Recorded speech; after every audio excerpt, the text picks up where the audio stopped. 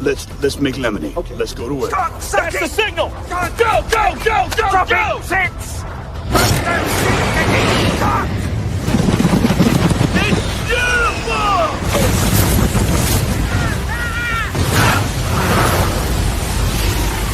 Mother Nature just pissed her pants, dude. Start your day with a jolt of energy and no-holds-barred opinions. This is The Rush, where Travis Justice and Ross Peterson bring you bold, unfiltered, and uncensored takes on sports, life, and everything in between.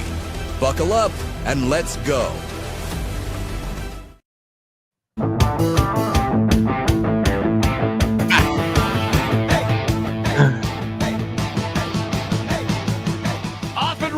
Thursday, happy day, everybody. Welcome to the Rush Radio Show, powered by Willis Automotive. If you're listening on the audio stream at therushladio.com or on the Rush Radio Android app or the TuneIn app, thank you so much.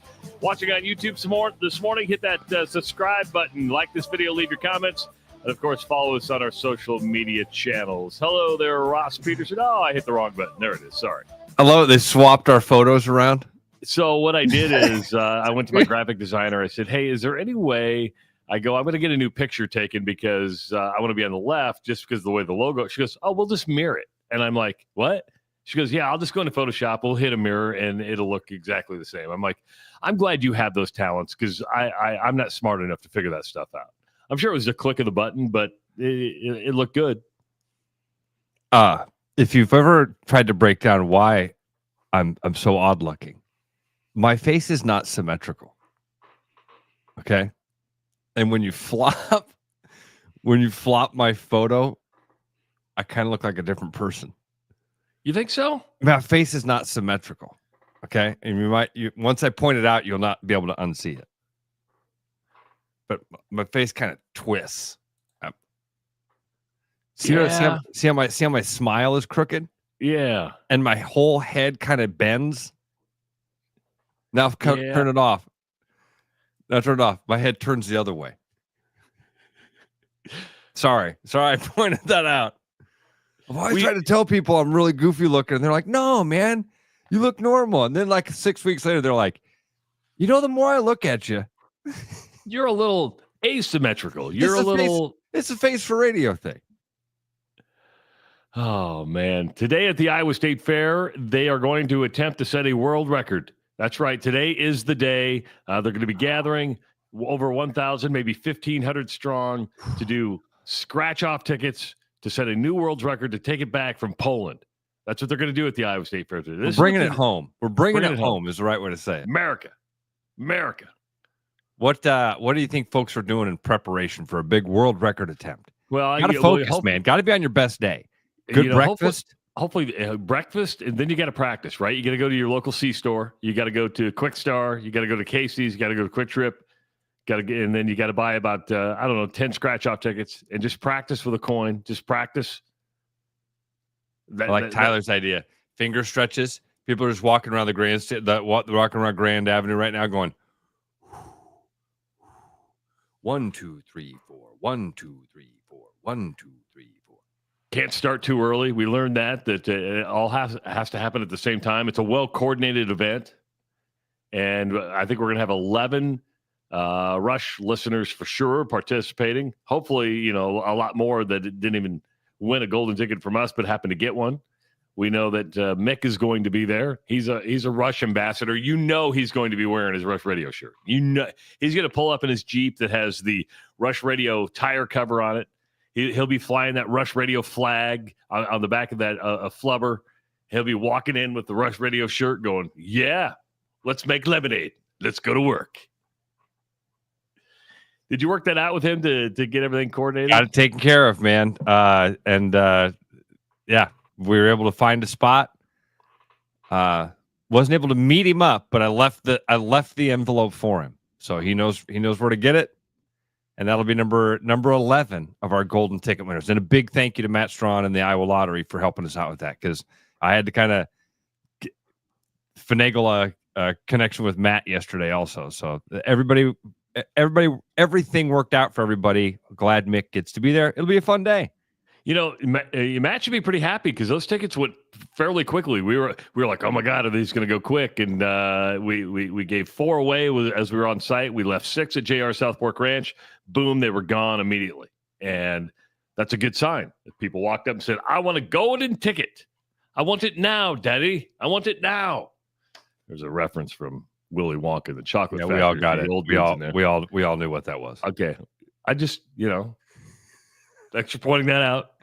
Because you're taking off right after the show. Are you going out of town somewhere? Where are you going? I am, dude. I'm helping Courtney take one of her daughters. So she's got one daughter going to Lawrence and one going to Omaha. Are you going to be in Omaha? No, I'm going to be in Lawrence. Okay. I'll be in Omaha Sunday. Because I'm going to see you Saturday and probably Sunday. Wow. That's a lot of Ross time. That's a lot of Ross and Travis time. Yeah. You're going to be sick of me. But yeah, today driving over to Lawrence to take one of Courtney's daughters to college. Is she going to do the big sorority thing? I know that's big down at KU. They do the rush thing. No, I don't know. I was never a big frat or sorority guy. Right, my daughter Abigail was pretty involved in her sorority at Loyola, New Orleans. Mary tried it, dropped out, quit, and because it just wasn't for her. It was a little different down there because they didn't have sorority houses; they were just kind of more clubs. But I know nothing about it except for what I can tell you. It seemed to me from watching my friends, because my group of buddies, they were very similar guys. So it wasn't like, are you a frat guy or not a frat guy? They were all the same guy. It all depended on where they went to school. Like in Iowa, the frats were not a big deal. I didn't have a single buddy at Iowa that was in a frat. But at Iowa State, it was a big deal. Yeah. So all my buddies at Iowa State were in fraternities. And all I know is that it costs a lot of money. Just costs a lot of money to be in the frat. Yeah, you got to be. They're always asking for money. Always asking for money, and that's why I was kind of happy my kids didn't do them, because it seemed to be a money grab. Parents' weekend. I think if you're not a part of it, it's one of those things, Trav. There's tribalism. There is, and you are either in the frat tribe or not in the frat tribe. And if you're not in the frat tribe, you can find 1,000 reasons why the frat tribe is dorks and nerds and freaks and geeks and bought their friends and couldn't make friends, so mommy and daddy had to pay for it. And I'm telling you, I watched it from my group of friends. It had nothing to do with who the guys were. It had everything to do with where they went to school and what the culture of that university was. Yeah. But then same thing. If you're in a frat, if you were in a frat and you've benefited in your life from that fraternity, then you're like, well, you guys are the idiots. You didn't take full advantage of what college was supposed to be. So it's whatever. So you're going to hit the road. This is going to be, I'm going to ask you a weird question here. And I actually want some listener participation, not just in the chat, but maybe for some of the over-the-road truckers that are listening to the show right now at 515-517-2303, or even if you've been in a car. But Ross, what is the weirdest thing you've ever seen on the interstate? What is the weirdest thing you've ever seen on the interstate? Well, this is the first thing that comes to mind is one time up in Wisconsin, a trailer came loose from the back of a truck. It was just it wasn't like a semi trailer. It was a F-150 pulling a little trailer, and the trailer popped loose and came into oncoming traffic. Came across the oncoming traffic lanes. Did it hit it? Did it hit another car? Nope. We were the first. My mom was driving, and we're like, well, "This is odd." You're like, who's driving that trailer right there? Yeah, that thing's going by itself. Yeah, Sparks flying up, veered off into the ditch, and catapulted into a field. That was weird. Well, but you're going somewhere. I am going somewhere with this, and this isn't my story. This is Owen's story. But I got a phone call yesterday. And Owen just happens to be working out at the office. So I got to take him to lunch the other day. And I don't get to see him during work that much. So this week I've been able to go over and say hi to him as he's working. But he's usually done around 3:30. Around 3:50, I get the phone rings and it's Owen. And I'm like, what's going on? I go, hey, buddy, what's up? He goes, Dad, you're not going to believe this. I'm driving home, and Ross, you've been to our office, so there's that interstate stretch as you head back west. It's under major construction right now. It's backed up. Took me an hour. What normally takes me about 22 minutes to get to work took me over an hour to get home yesterday. Took me over an hour to get home. But Owen calls and he goes, Dad, I'm driving and I get stuck in traffic. And all of a sudden, I'm like, what is that foul smell?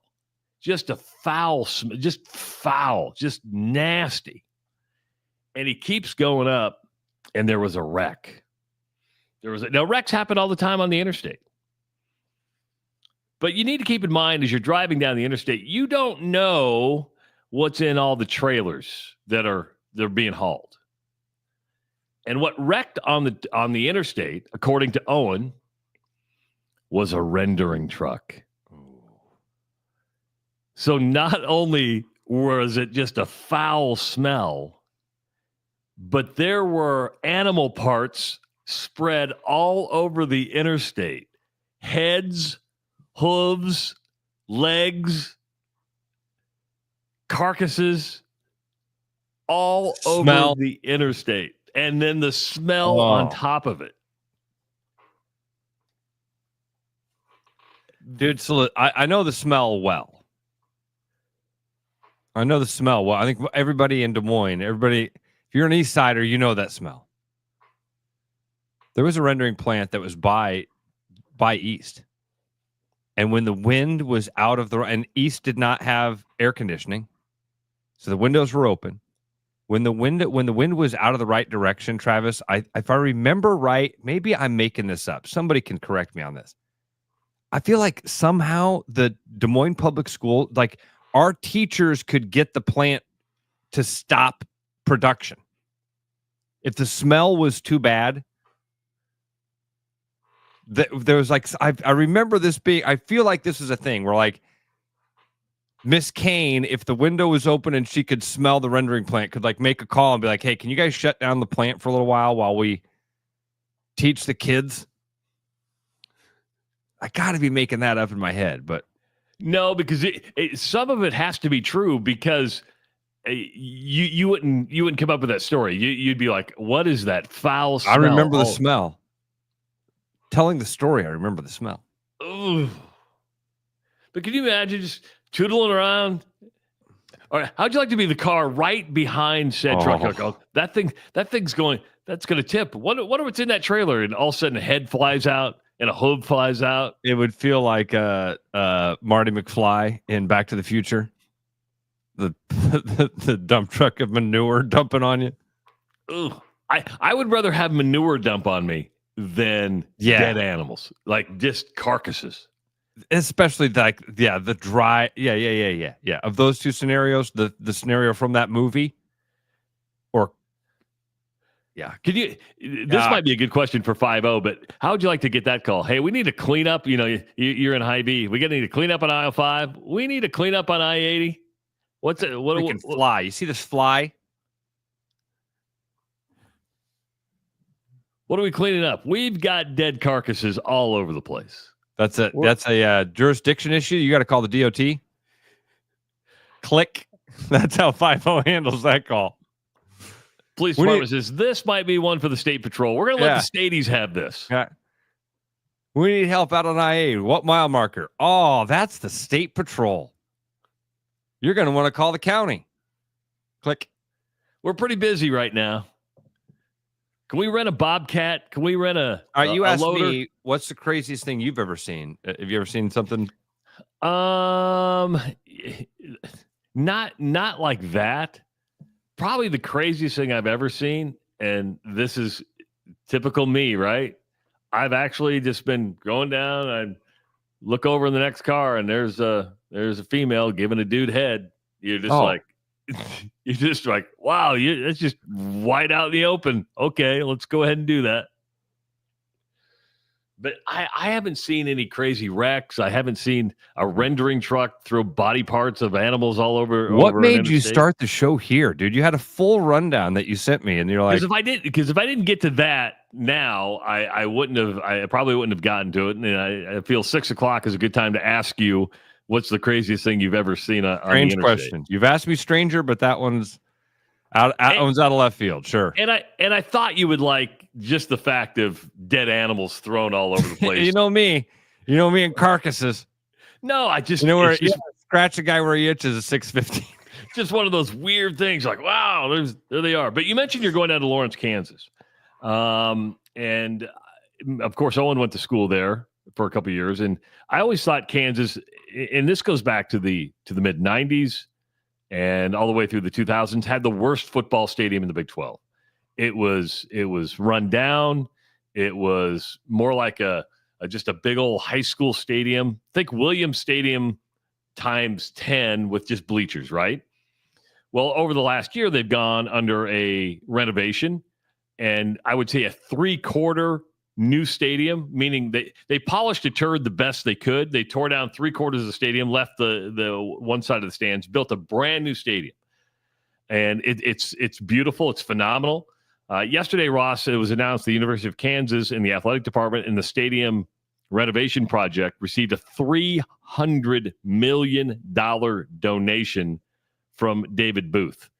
And if you go down to when you go to Lawrence today, you're going to see the David Booth name a lot. And this is, I didn't know you were going to Lawrence, so I'm moving this story up a little bit. Good, yeah.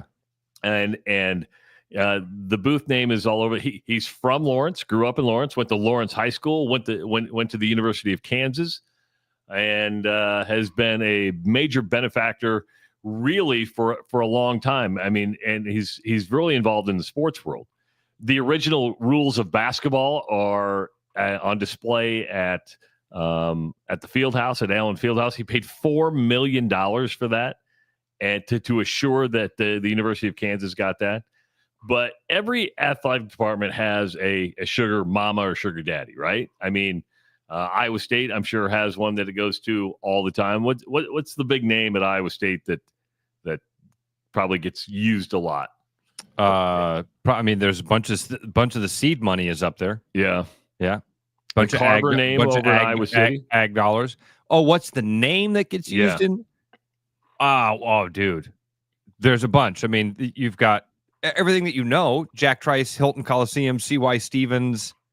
Souk Up is one that I get. Charlie mentioned Souk Up. If that's one you're looking for, that's like a dollar figure, but that doesn't really fit into Carver, does it? I don't know. Carver, I think, is more of the, over in Iowa City. Okay. Yeah, but I don't know. Albaugh. Charlie mentions Albaugh as a name. I think Souk Up is probably the one that you were looking for. Stark is one of the big names in Iowa State. But $300 million. Who's David Booth? What did he do? So David Booth, as I mentioned, he grew up in Lawrence, went to Lawrence High School, went to KU. I heard all that. What I mean is, how did he get $300 million? He runs an investment firm. So he's it is the Dimensional Fund Advisors. So if you want, if you've probably invested money with David Booth and his Dimensional Fund over the last several years, you've probably made some money. If not, he has. He's made a lot of it. He's made a lot of it. I was like waiting for the company that he'd created or the product that he'd invented that changed the world. No, he's a money manager. He just skims off the top. He just wets his beak a little. He just wets his beak a little. To the tune of, wow, that's good for him, I guess. Do you have that? Helped people make a lot of money. He's probably helped people make a lot of, and he's given it away. And I commend people like that. I mean, and most universities have them. I don't have that, and maybe it's because I don't have money like that. But even when it comes to $100 or $200 or $300, I don't have that philanthropic bone in me. You seem like the type of guy that would have the philanthropic bone, that if you had a boatload of money, or because I don't have a boatload of money, dude. I mean, but, I give it away. I give it away. I when my business is going well, I find an agent that isn't doing well and try to give them. This comes across as me being so altruistic. I'm happy. I'm happy. Who did you learn? Did you learn that from your mom, your dad? Dude. Because I think it's a learned behavior. I remember going to like restaurants and my dad, looking back now, like we'd go to these fancy restaurants like an old Omaha steakhouse and he'd leave like a $5 tip. At the time, I'm like, man, $5 tip. But then I realized now as you get older, you're like, oh, you were supposed to be doing $20 or $30, $40. It was never, and my dad was never philanthropic. He never gave money to causes, never helped out. And I grew up, I wouldn't say I grew up extremely wealthy, but we were upper class for where we were, or considered upper class from where we were, but we were not a giving family. Dude, that other line is comparison is the thief of joy. Right? If I'm happy, if I compare myself to other people, I don't live in the biggest house, I don't drive the nicest cars, I don't have the most money in my bank account. So if those are the games we're playing, I lose. But man, I'm happy. Get to spend the perfect amount of time with my kids, get to hang out with them and do fun things. Gonna have I'm excited about some really fun trips I'm taking here in the next couple of weeks with my awesome girlfriend. Like, I'm happy. So, but if I had $300 million, I'd probably, I'd probably be the guy that'd be like, oh yeah, what? We put your name on it, and you'd be like, no, I don't need my name on it. I don't even want to sign a bottle of bourbon, but yeah, you don't have to put my name on it. You remember the name The Jerk? Or the movie The Jerk. We always talk about it. The Steve Martin movie. Same thing. That's me. Remember, everybody comes in and they're like, Mr. Johnson, we've got a major problem. The icebergs are melting. We need all your money to save the icebergs. And he's like, oh my God. Give these people checks.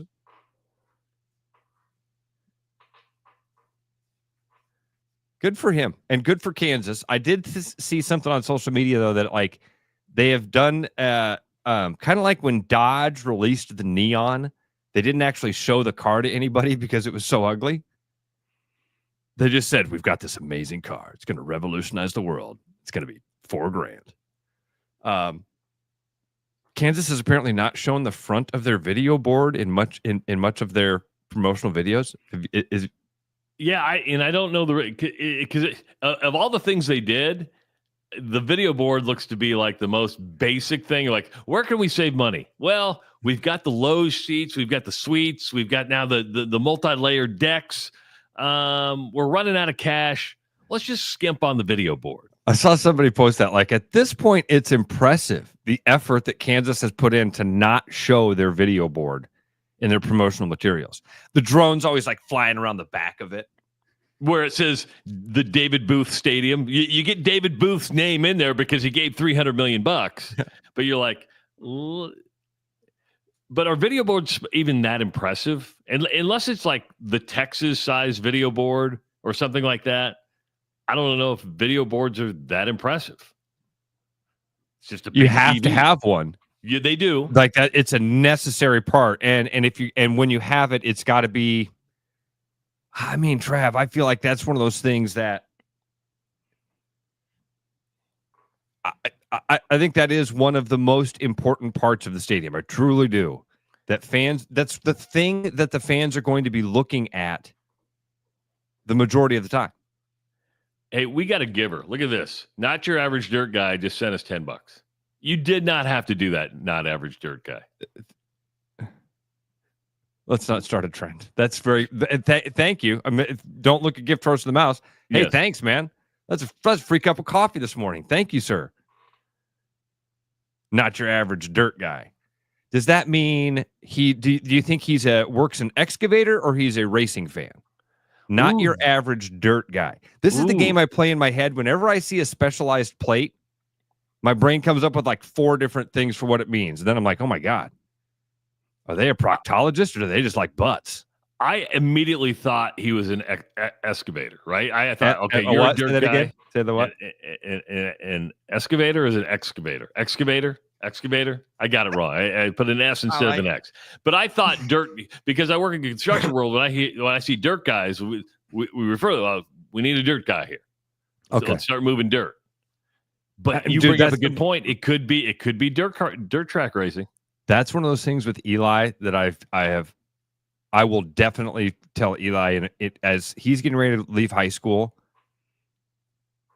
Man, I got some buddies that joined the union. They've lived a real nice life. They've worked their ass off.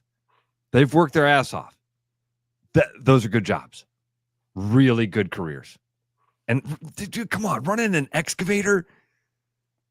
That is almost like, now hear me out here, okay? I don't want to get out over my skis, but hear me out. Running an excavator, and dirt guy, not your average dirt guy is going to freak out when he hears this. He's going to be like, you're a freaking idiot. It's a little bit like being a professional athlete. Meaning, when you were a little kid, didn't you want to do that? Absolutely. Yes.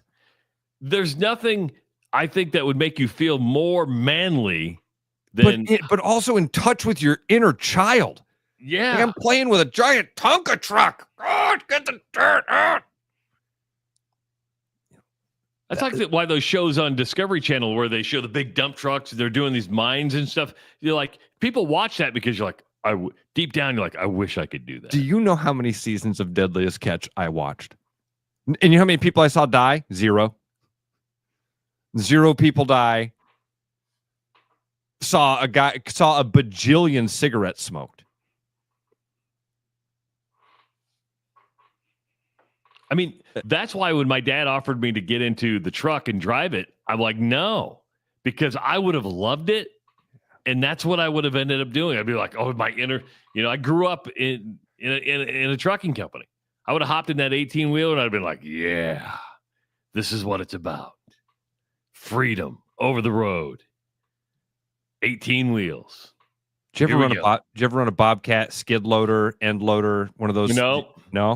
Owen does that almost on a daily basis. You can see it. You can see it in him. Yeah. Saw him yesterday. He had like the big tool belt on, the suspenders. I'm like, you go to work every day. You do manly stuff. Did you say? Do today, Dad? I sat in meetings. I drove the Fiat so I could fly the drone.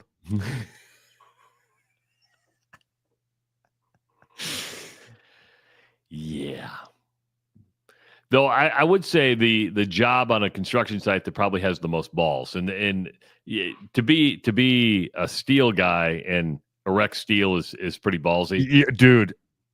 And that's the other thing. The dudes that I know that are steel workers, if I introduce them to you on Saturday at the fair, if I go to you, hey, this is my buddy Ryan, you're going to look at this guy and go, I bet you're a steel worker. You look. Do you just bend the steel? Is that how that works when you're up there? Do you just grab the steel beams and bend them?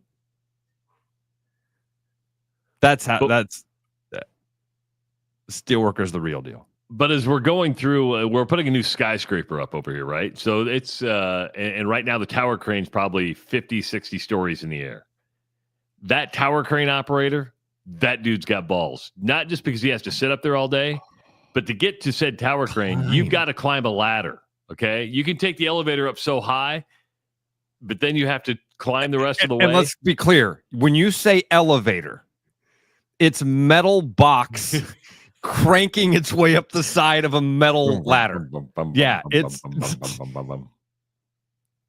I'm with you on that. And so here, dude, look at this. This is my buddy Flag. You know Flag.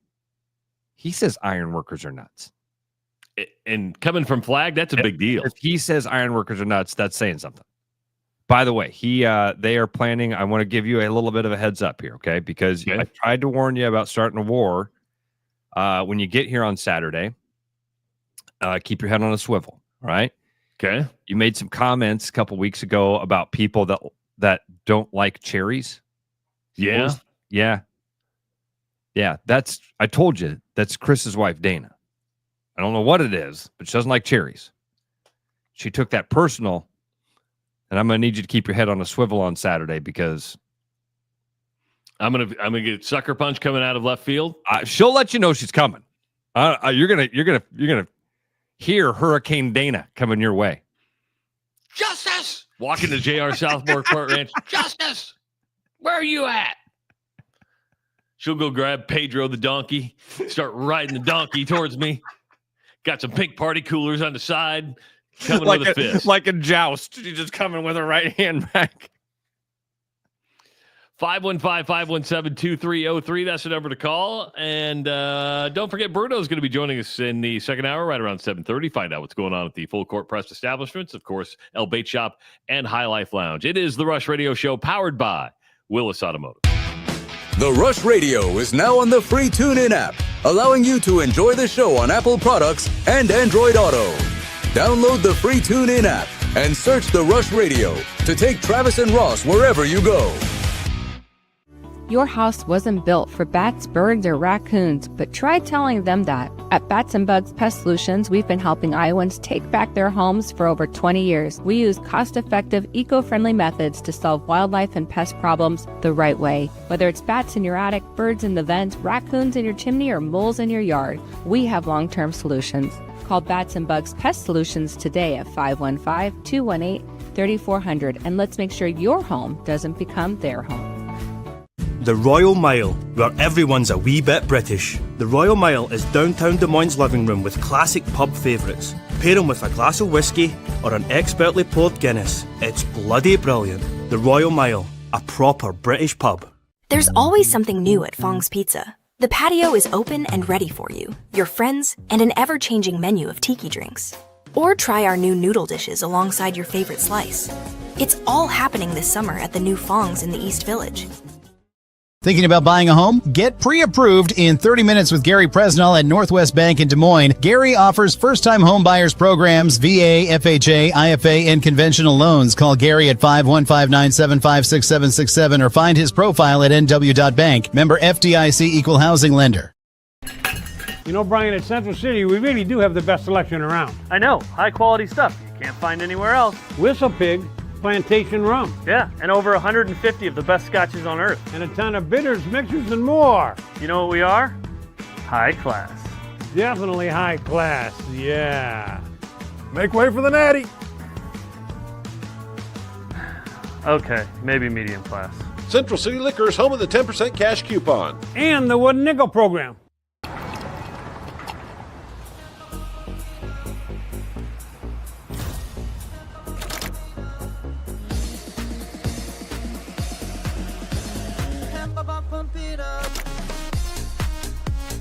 A fuel choice that even rivals can agree on? Now that's worth the hype. Cheaper, cleaner, and homegrown. Pump it up with Unleaded 88.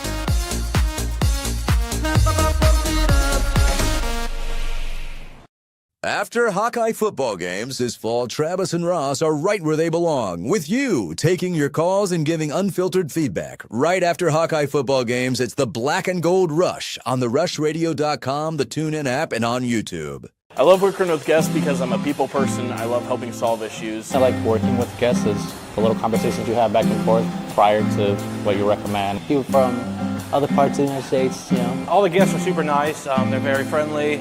Just meeting new people along the way, I think it's kind of fun. My favorite part working about Willis is the environment. I love all my coworkers. The cars we see here, I'm a very, I like the old vintage cars that we get. Honestly, I just love the culture here. I love that it feels like it's a family-run company, because it is.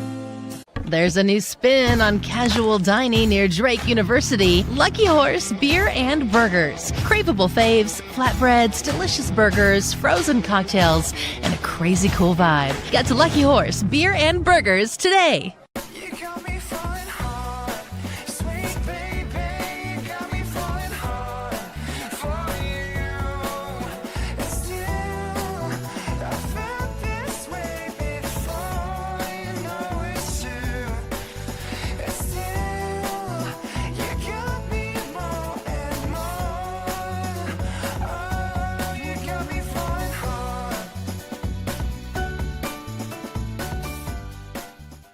The best bread is made from scratch, freshly baked with locally sourced ingredients and love. At Big Sky Bakery, we take great pride in our delicious products. We know you'll enjoy them almost as much as we enjoy baking them. Find us at the downtown Des Moines Farmers Market every Saturday. Back like a rash you thought was gone. Travis and Ross aren't contagious, but they are addictive. It's the Rush Radio Show, powered by Willis Automotive.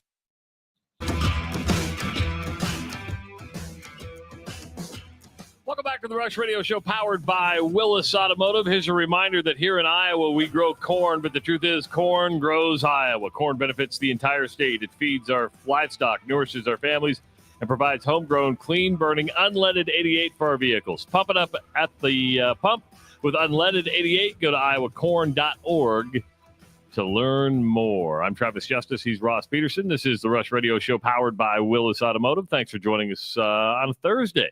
Yeah, glad to be here. Oh, you were talking to them. I'm talking to you. Oh, I'm always happy to see I'm you. happy. It's always a fun way to wake up.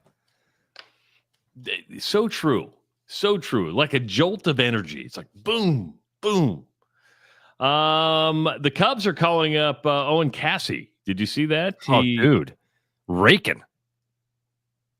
And what do you have it? You have his stat line in front of you, right? He's played 92 games for the iCubs this year. He's hitting 292, 22 home runs,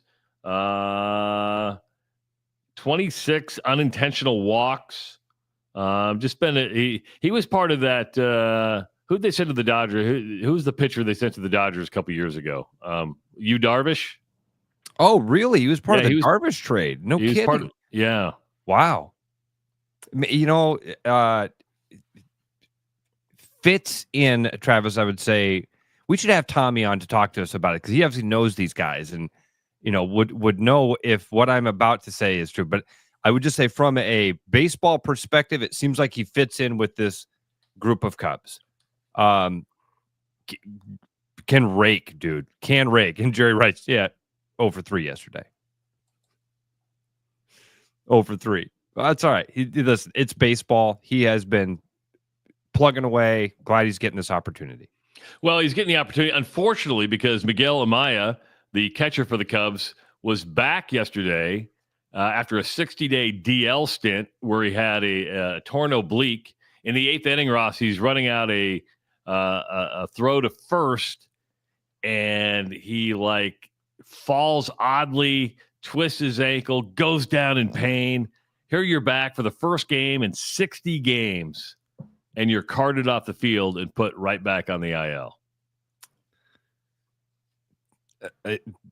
Dude, it's weird how some guys are just struck. Some guys are. This is why we've talked about this before. All the chips have to fall in your way. If you to make it to that level and to have a great career, man, you got to have so many things go your way, and to avoid this injury bug. And then some people just get bit by it. Just got back. You got to think, man. Am I? You do? I would think it. I would think is this just God's way of telling me I'm not supposed to be doing this? They said everybody was just and you knew something was wrong. I don't know if you've seen the play or not. And he's hustling his ass off. I mean, he's trying to beat out a throw to first. I can find it here. And it's just his ankle. Now, they did an MRI, did some x-rays. It's not broken, but it's extremely swollen. And they knew right away that he had to go right back up on the IL. But that makes the way for Casey Owen. Well, Owen Casey. Or Owen Casey, sorry. I'm watching this right now. Those guys with two first and last names. It always screws you up, doesn't it? Oh, yeah. John, our buddy John writes in a good one here. Rondale Moore. Did you see that? That's another kid, man. When he's with Purdue, I'm like, oh, this guy's going to be amazing. Right? He's going to be incredible. Just cannot stay healthy. Bit by the injury bug.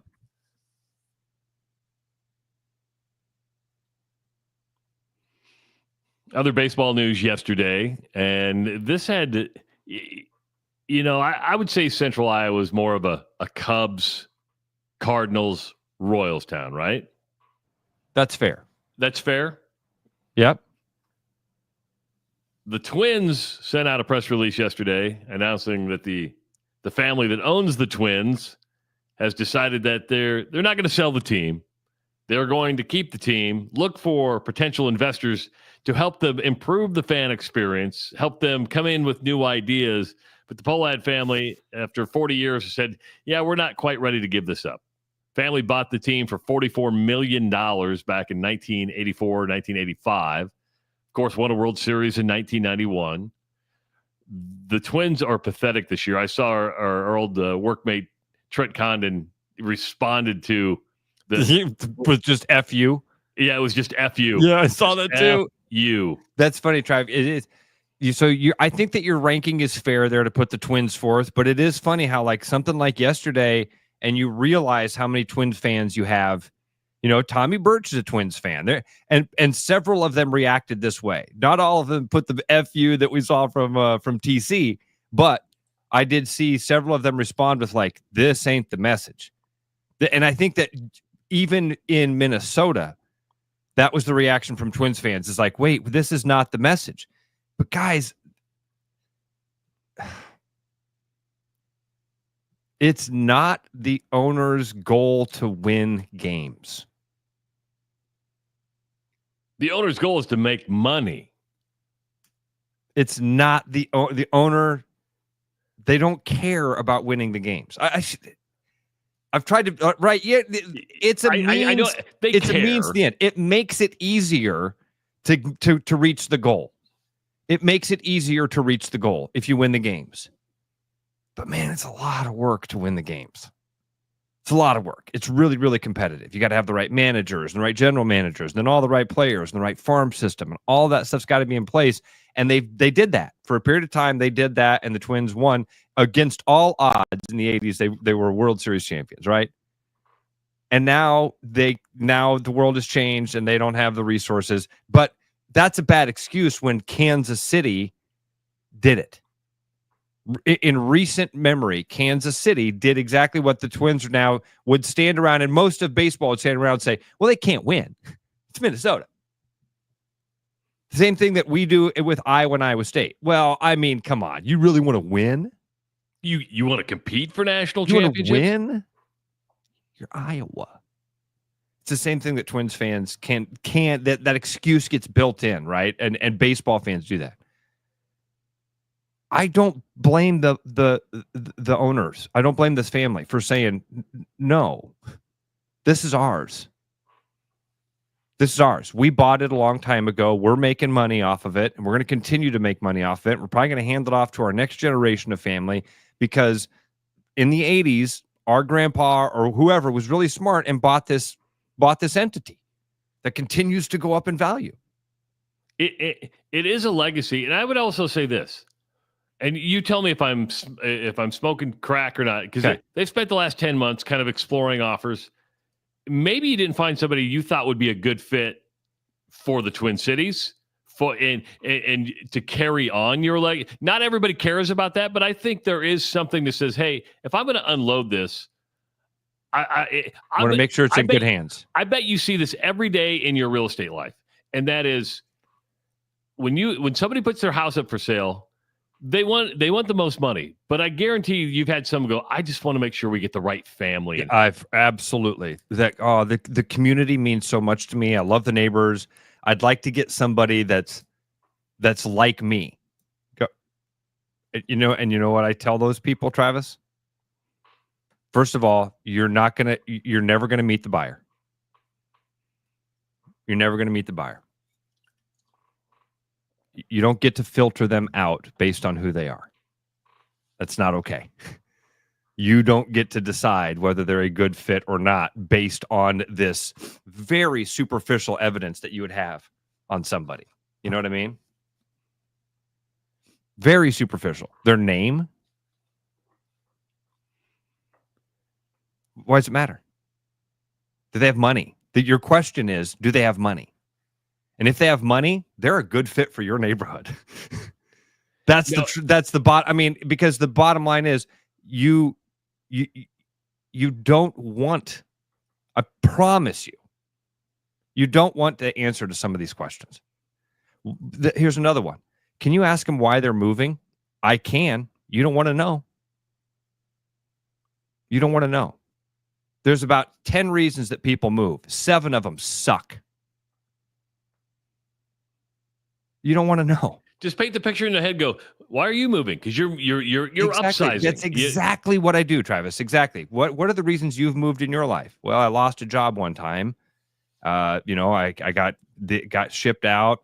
This thing happened. We accidentally got pregnant. A kid left the house. Blah blah blah. Yeah. Okay. So there you go. It's one of those 9 things you just said is the reason. And selling your house, that is, first of all, it's actually illegal to say, oh, I want to make sure that it's a family that looks like me that moves into here. Yeah, because once you move out of the house, you have no emotional. And this is my third house. It's great to love your neighbors and all of that stuff, and hopefully somebody like-minded and birds of a feather, somebody like you will move in. But that doesn't mean you can't tell that by their name, the car they drive. You can't do that. And another reason you don't want to get to know the people who buy your house is because you don't want them contacting you after they buy said house. Bingo! I mean, when I sold my mom's house, now the good thing is I had zero emotional attachment to my home because I'd been gone. I've been gone 40 years, right? Ross, a high school classmate of mine bought my mom's house. I didn't reach out to him and say, hey, thanks for buying the house. Let me know if you have any questions about the house. The thing was, you're buying this house as is.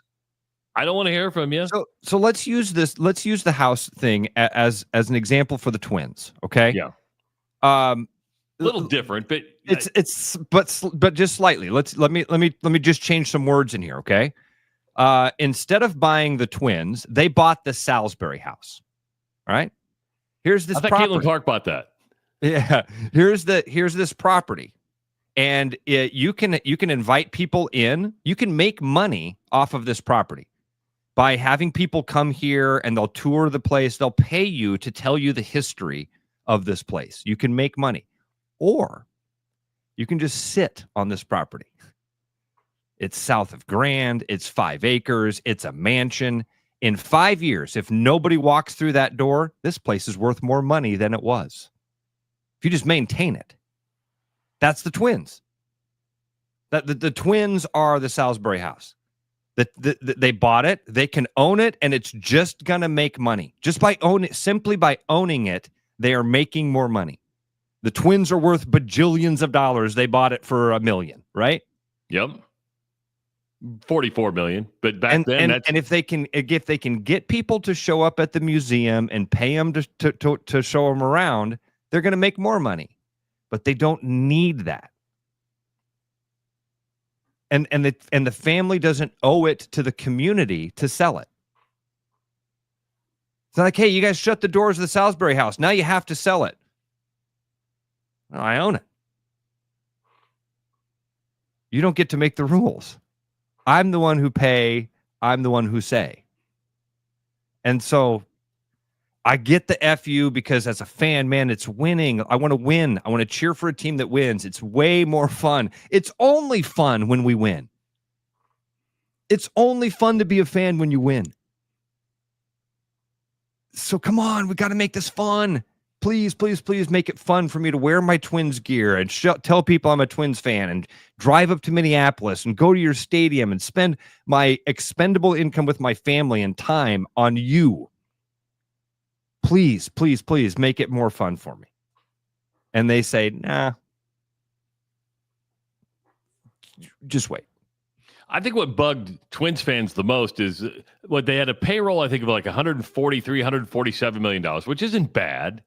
But then right before the trade deadline, unloaded, I think, 10 players, basically said, we're done. I think that's a lot of fans are mad about that too. Like, yes, come on, man, you guys cashed in all the chips.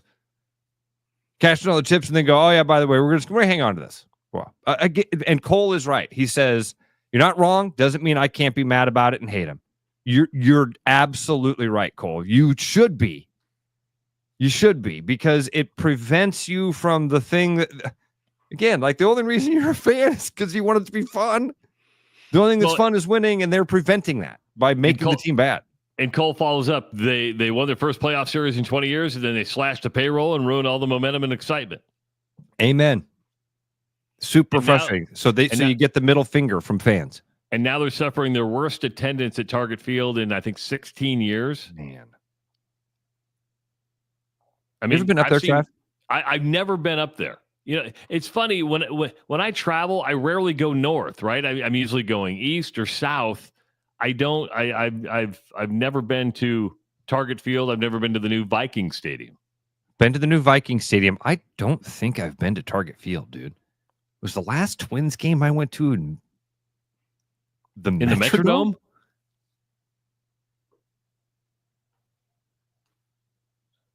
Wow. I don't think I've been to Target Field. And when I heard it was 16 years, I'm like, wow, I didn't know they haven't played at the Metrodome for 16 years. Or maybe it's just, has Target Field been around that long? That seemed right. Yeah. I've seen pictures. We've seen pictures of like Oakland Alameda Stadium with nobody there for A's. It was like you could pick your seat at Target Field. Could ya? Man. That's what Cole said. Cole said, Target Field is awesome. I'd wait till the product's better to make the drive. Good bargain on tickets right now. Free day at Target Field. Plus, we're going to give you a $10 gift certificate to Target for your back-to-school shopping. Dude, did I tell you my back-to-school shopping story? Do you have a minute here? I can tell you this two-minute story. Man, take Audrey. We go to Target. All right. Okay.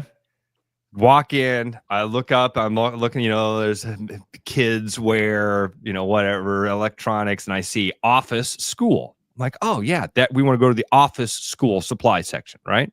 Because you got paper, you got pens, you got crayons, you got all that. You got like a list of like 30 things that you got to get, right? Which I'm not complaining about that at all because they need a lot of stuff. But yeah, it's like there's school supplies like pencils, markers. Then there's office supplies like dry erase markers and like rubber bands are on there. And then there's like, other things like tissues that you got to go to house. Now you got to go to like house supplies, right? And that's okay. But so I take the time, I'm like going up and down each aisle of Target and we're like going through the, every aisle you get to, you're like, okay, let's go back through the list, make sure that we've got all of it. Okay, we're going through here. We take about 30 minutes, I'd say, to go through the aisles, get all the things that we go to the home supplies and get scissors. Last thing on the item is like lunchbox backpack. And Audrey's like, hey, Dad, can I get a new backpack? I'm like, yeah, let's go check it out. Where are the backpacks? They're in the back corner of Target. All right, let's go to the back corner of Target. Guess what's in the back corner of Target, Travis? Not just the backpacks, not just the lunch boxes. No, Travis. Toys. They have every school item that you need all in one spot. Oh. I could have pulled the cart up to one spot and literally stood there and gone rubber bands, masking tape, scissors, Elmer's glue, folders, Elmer's glue, glue sticks, all the stuff was in one spot. And I spent 30 minutes. My cart was full of all the things that were right there. It was one of those moments I'm like. Now, did you look at the prices to make sure they were the same? They were. I did notice it was. Yeah. See, there should be a big sign when you walk into Target. I say if go to the If you're back. buying back to school, follow this arrow. Truthfully, there probably was. There probably was. The number of times where I do that, where I walk in and I'll be like, hey, where's your restroom? And they'll go, see the giant red sign that says restroom? It's in that area. Oh, okay. And I usually say, oh, you guys should put up a big sign. You should put like a big red sign so people can't miss it. I'm going to ask you another question about the Twins. All right. Are the Twins a small market team? Yes. Okay. And I think my brain says no. And maybe it's because they had success and were competitive. go back to 91 when they won a World Series. I never thought of them as a small market team. But we always said Kansas City's a small market team. Is St. Louis a small market team? These are great questions. And honestly, I'm second guessing. Minneapolis, St. Paul is the 16th biggest market in America. Then to me, that's not a small market team.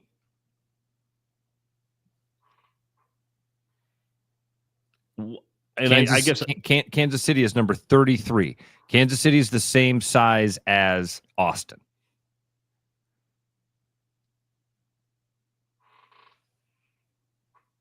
What's St. Louis in that? St. Louis is number 24. Okay. Johnny says, yes, St. Louis is a small market team. St. Louis, he says St. Louis is a small market team. Yeah. Did you ask me about St. Louis? Yeah, because I said what? Because as you were talking, I started throwing because we always consider Kansas City a small market team, and I said, well, if Kansas City is a small market team, is St. Louis a small market team? Okay, now Cole brings up a very good point here because I really do think this is the point of the conversation we need to be having. It doesn't matter what your television market is. We determine the size of a market based on how much the owners spend. Let's use a good example. Let's use maybe a better, because if you look at the top markets in America, like Detroit, the Tigers don't spend a lot of money. Detroit's the number 14 market in America. Is Detroit is Detroit a small market baseball team? No, I think most people just call them cheap. There you go. So, but why do we give Minnesota that break? Minnesota's number 16. They're 2 spots behind Detroit. They're the same size as Detroit.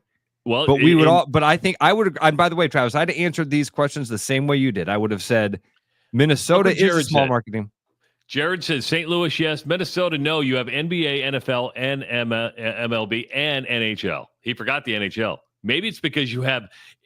Are you considered smaller market if you don't have all 4 franchises? The Cardinals are a small market baseball team? I honestly have never heard that. Either have I. I never even have thought they're the thought of Cardinals. that. St. Louis is the number 24 market in America. It's about the size of Indianapolis and Portland, minor league cities. But the number 24 market in America.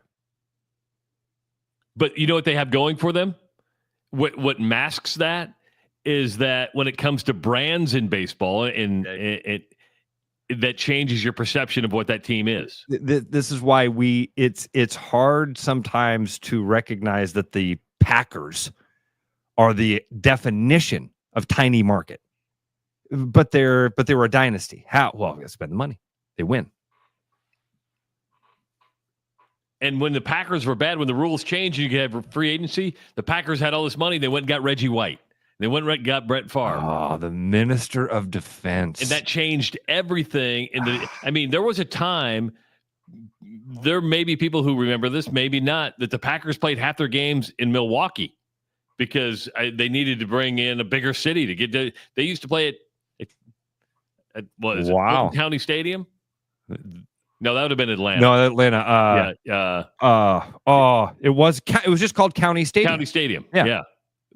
When I was covering the Packers, when I worked in Wausau, Wisconsin, I had to go to Milwaukee to watch games. That makes me think of Robin Yount, Paul Molitor, Ben Ogilvy, Raleigh Fingers. Oh, Raleigh Fingers with the mustache. What has happened to the cool mustache? You know what happened? We marginalized the Raleigh Fingers it. Mustache now, and I think douchebag. That's what we marginalized it. Why'd we do that to those guys, man? Listen, I'm not saying I want to do it, but I do think when I see it, I go, that's a guy that cares. Took the time. 515-517-2303. That was a fun conversation just about what makes somebody a small market. It's all about spending. Cole nailed it. It's all about spending. Our brains just instantly flip a switch. Did they spend the money? Yes. Well, then they're a big market team. Where the conversation really should. All the owners have money. All the owners have money. Take a break. Come back with hour number 2. Bruno going to join us at 7:30 on the Rush Radio Show, powered by Willis Automotive. The Rush Radio is now on the free TuneIn app, allowing you to enjoy the show on Apple products and Android Auto. Download the free TuneIn app and search The Rush Radio to take Travis and Ross wherever you go. You've got enough on your plate, so when it's time to reset, grab a Fresca. Bold citrus, zero sugar, zero caffeine. Just clean, crisp refreshment that never goes out of style, whether it's post-work, post-gym, or just a break from the noise. Fresca's got your back. Pick up a Fresca at your local retailer today. Your house wasn't built for bats, birds, or raccoons, but try telling them that. At Bats and Bugs Pest Solutions, we've been helping Iowans take back their homes for over 20 years. We use cost-effective, eco-friendly methods to solve wildlife and pest problems the right way. Whether it's bats in your attic, birds in the vent, raccoons in your chimney, or moles in your yard, we have long-term solutions. Call Bats and Bugs Pest Solutions today at 515-218-3400, and let's make sure your home doesn't become their home. At Midwest Landscapes and Hardscapes, we know that the only way to do business is the fair way. That means honest quotes, no surprises, and work that speaks for itself. From the first sketch to the final sweep, we keep you in the loop because communication builds trust, and trust builds beautiful spaces. Midwest Landscapes and Hardscapes, fair, skilled, thorough. Just the way it should be.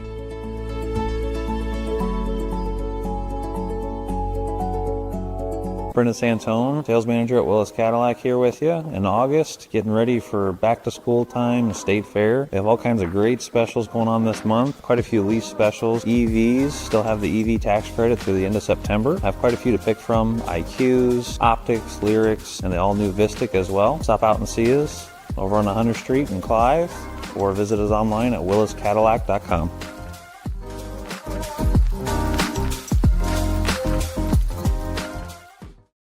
After Hawkeye football games this fall, Travis and Ross are right where they belong, with you taking your calls and giving unfiltered feedback. Right after Hawkeye football games, it's the Black and Gold Rush on the rushradio.com, the TuneIn app, and on YouTube.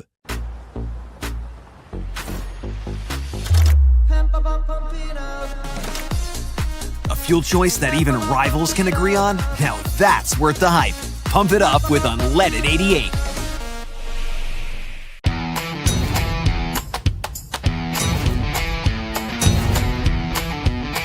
Largest selection of German beer in the world? You'll find it at the Hessen House. From Doppelbox to Oktoberfest to Hefeweizens and Dunkels, there's no passport needed for the deliciously different beer and food at the Hessen House. So grab your friends and make it a fun night out. The Hessen House, 4th and Court, Des Moines. You know, Brian, at Central City, we really do have the best selection around. I know, high quality stuff you can't find anywhere else. Whistle Pig Plantation Rum. Yeah, and over 150 of the best scotches on earth. And a ton of bitters, mixers, and more. You know what we are? High class. Definitely high class, yeah. Make way for the natty. Okay, maybe medium class. Central City Liquor is home of the 10% cash coupon. And the Wooden Nickel program. Back like a rash you thought was gone. Travis and Ross aren't contagious, but they are addictive. It's the Rush Radio Show, powered by Willis Automotive. Hour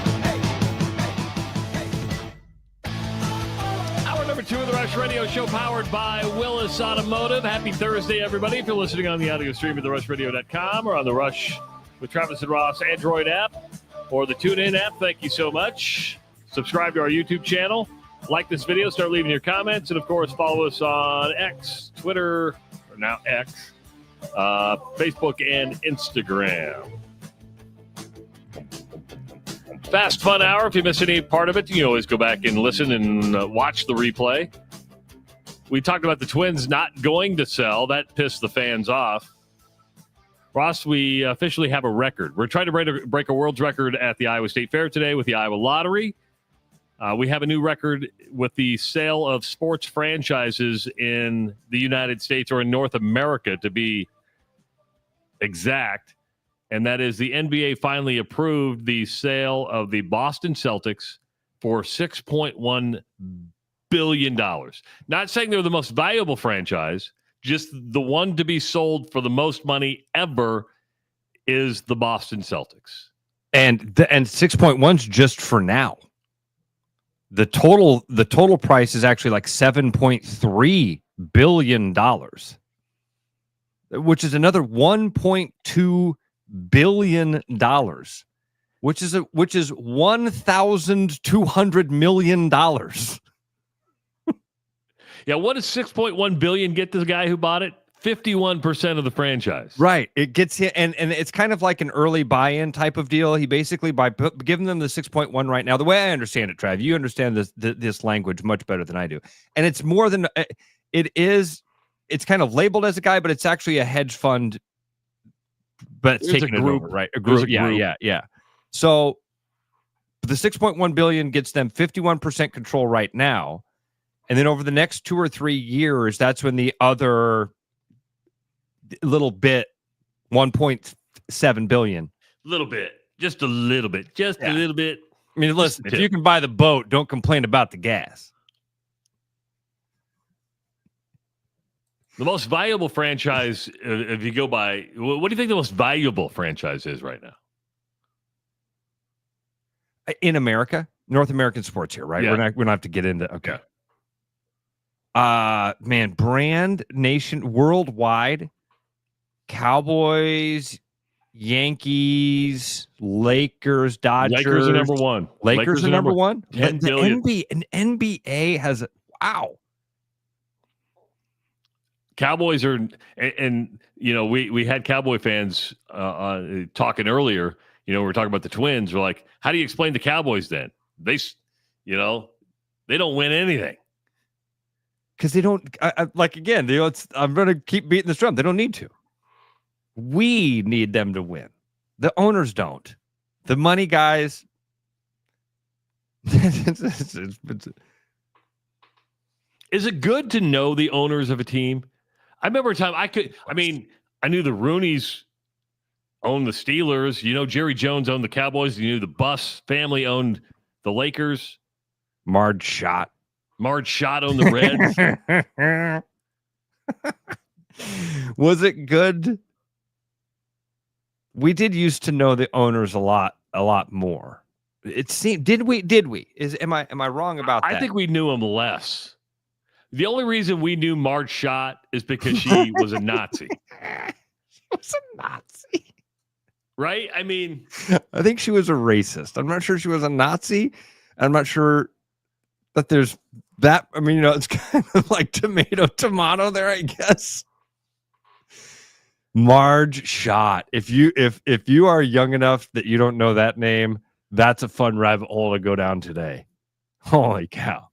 And the only reason we knew the Buss name wasn't because Jerry Buss owned the Lakers.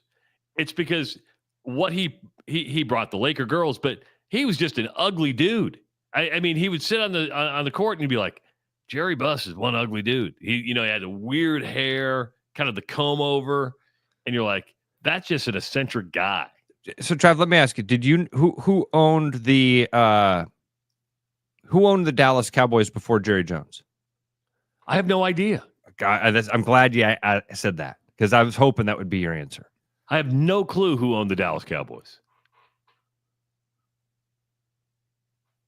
Charlie Finley, Todd, great one. That's a famous owner. He's the guy that owned the A's and had all sorts of fun when he owned the A's. Paid the team to grow mustaches so they could be called the Mustache Gang.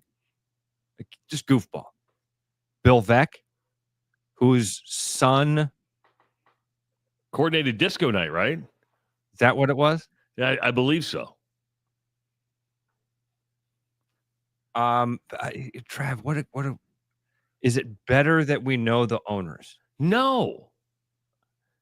It's better that your team wins. I was just getting ready to mention Mark Cuban. Didn't Mark Cuban help the Dallas Mavericks? Yes. By being out there, being known. Now, did him being known help the Dallas Mavericks, or did the culture and what he spent on the team from facilities and everything else provide, say, hey, I want to go play in Dallas? But you couldn't pick one you couldn't have one without the other. I don't mean to say that. Yes, you could. I mean, with Mark Cuban, you couldn't. Is there something to the being, you don't get to be famous for being an owner.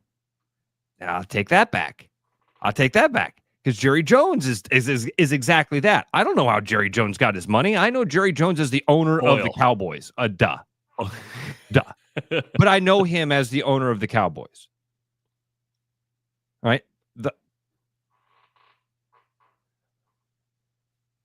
I think there are some teams that have benefited from having a high-profile owner. Ted Turner and the Braves benefited from TBS more than anything, but by proxy, they benefited from having Ted Turner as their owner, and Ted Turner was in that Mark Cuban way. You were going to get all of Ted Turner. You don't get to pick and choose the parts you like. You got to take it all. But why did we like Ted Turner? It was, or dislike, it was, he started CNN, right? I mean, he made his money elsewhere, but I mean, he became this media magnet. I think like Bob Kraft in the New England Patriots, there's a story there. He grew up a pretty poor kid, started working at the stadium, worked his way up to own the team. It became, and started selling his little cheese slices, and there it went. Let's not forget the world we're living in. Now with social media, the owner becomes a much bigger focal point because there's more voices, more ways to sound off, should we say, against an owner. All right, I'm gonna predict something right now, everybody. I want everybody to listen to the "oh yeah" we get from Travis after I read this to him. Okay. Frank says, "I'm surprised Travis didn't mention the Chiefs owner because his daughter is hot." Oh yeah. I don't know. Is she hot? Yeah. See, that's the one I was waiting for right there. Yeah. Yes. Yes. I love you. I love you. You're such a simple creature. I love it. I am very simple. When you look up "simple Jack" in the dictionary, there's a picture of me. This stupid ass Jack.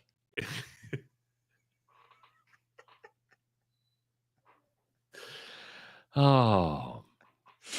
But I can't tell you who the owner of the Miami Heat is. I can't tell you who the owner. Steinbrenner was obviously. Steinbrenner was probably the only owner I knew growing up, and the Rooney family.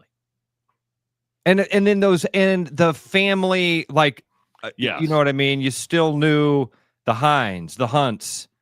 God, why am I drawing a blank on the Bears? Hallis? Jesus. I just went full read. Sam I Am, no Academy Award. Forrest Gump got legs.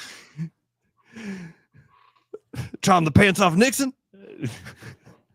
Won a ping pong tournament.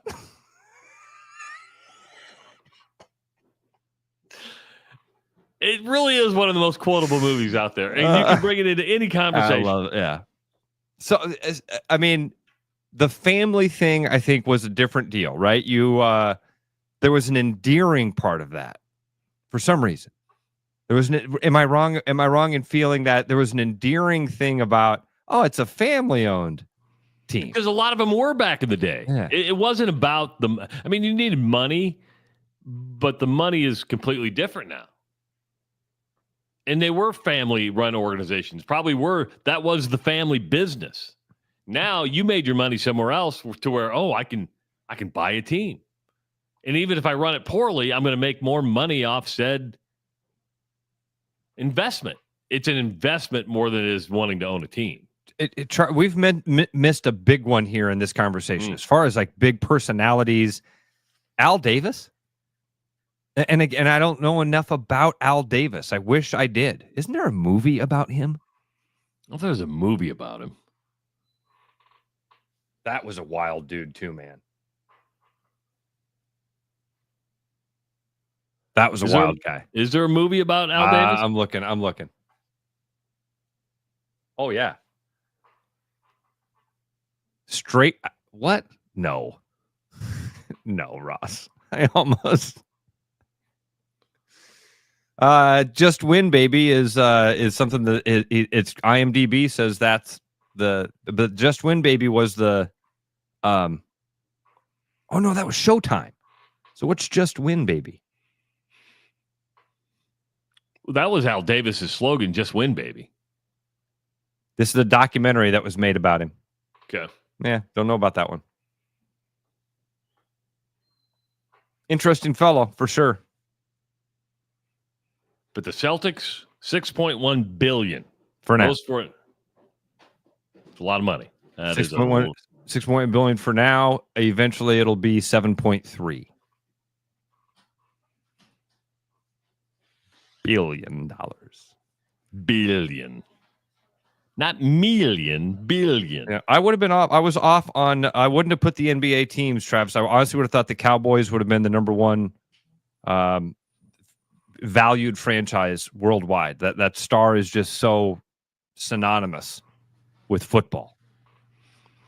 And if you were to ask me, I would have automatically said the Yankees, just because they're in New York. It's to me the biggest brand in sports. Yeah, but I hate to say this, man, but it's baseball. True. Isn't that funny? Baseball devalues your overall value. Well, are you an NFL team? Are you an NBA team? Well, you're a Major League Baseball team. I just saw during the last break, I saw that Williams landed over in Ireland. He took the red eye and just landed. Jamie Pollard has sent out the directives for the he has for the Red Army. He did a video yesterday. Said, "Hello, Cyclone Nation. I'm your athletics director, Jamie Pollard." We know who you are, Jamie. I think most people who are watching this video know who you are. Come on, you got to introduce yourself. No introduction needed. But the directive is, and I get why he's doing this, is he wants every Cyclone fan who's going to Ireland and going to the game to wear cardinal. And to simplify it, he wants you to wear red. Okay?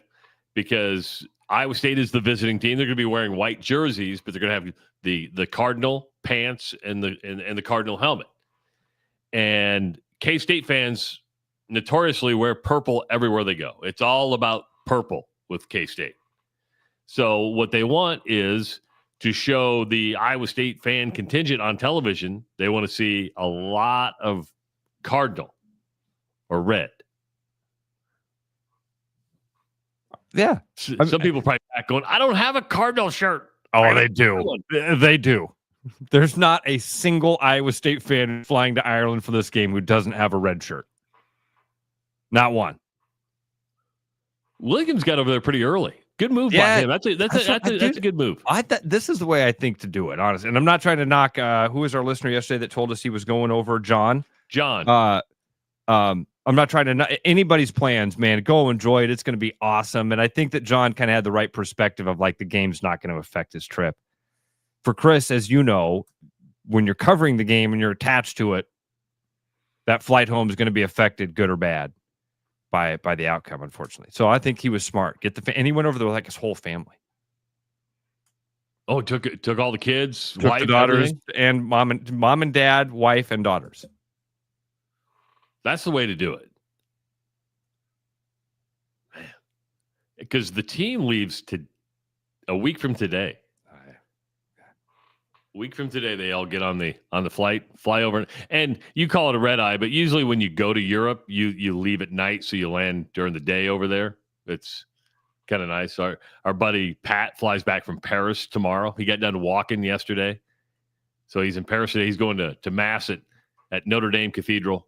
I think they're missing you, Ross. Very nice. Very nice. Yeah. I got a nice text from him. We've been texting back and forth a little bit. I told him, I said, listen, we left you in big hands because left him with a big job. He's walking with our buddy Tim, again, like Travis, very simple creature. Tim needs two things. He needs somebody to pick on and somebody to annoy him. That's all he needs.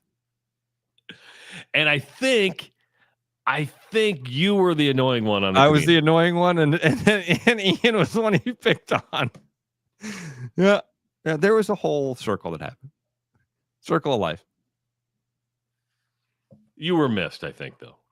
Listen, and I will, when I'm walking around in Ireland in a couple weeks, we'll be chatting about those boys too, for sure.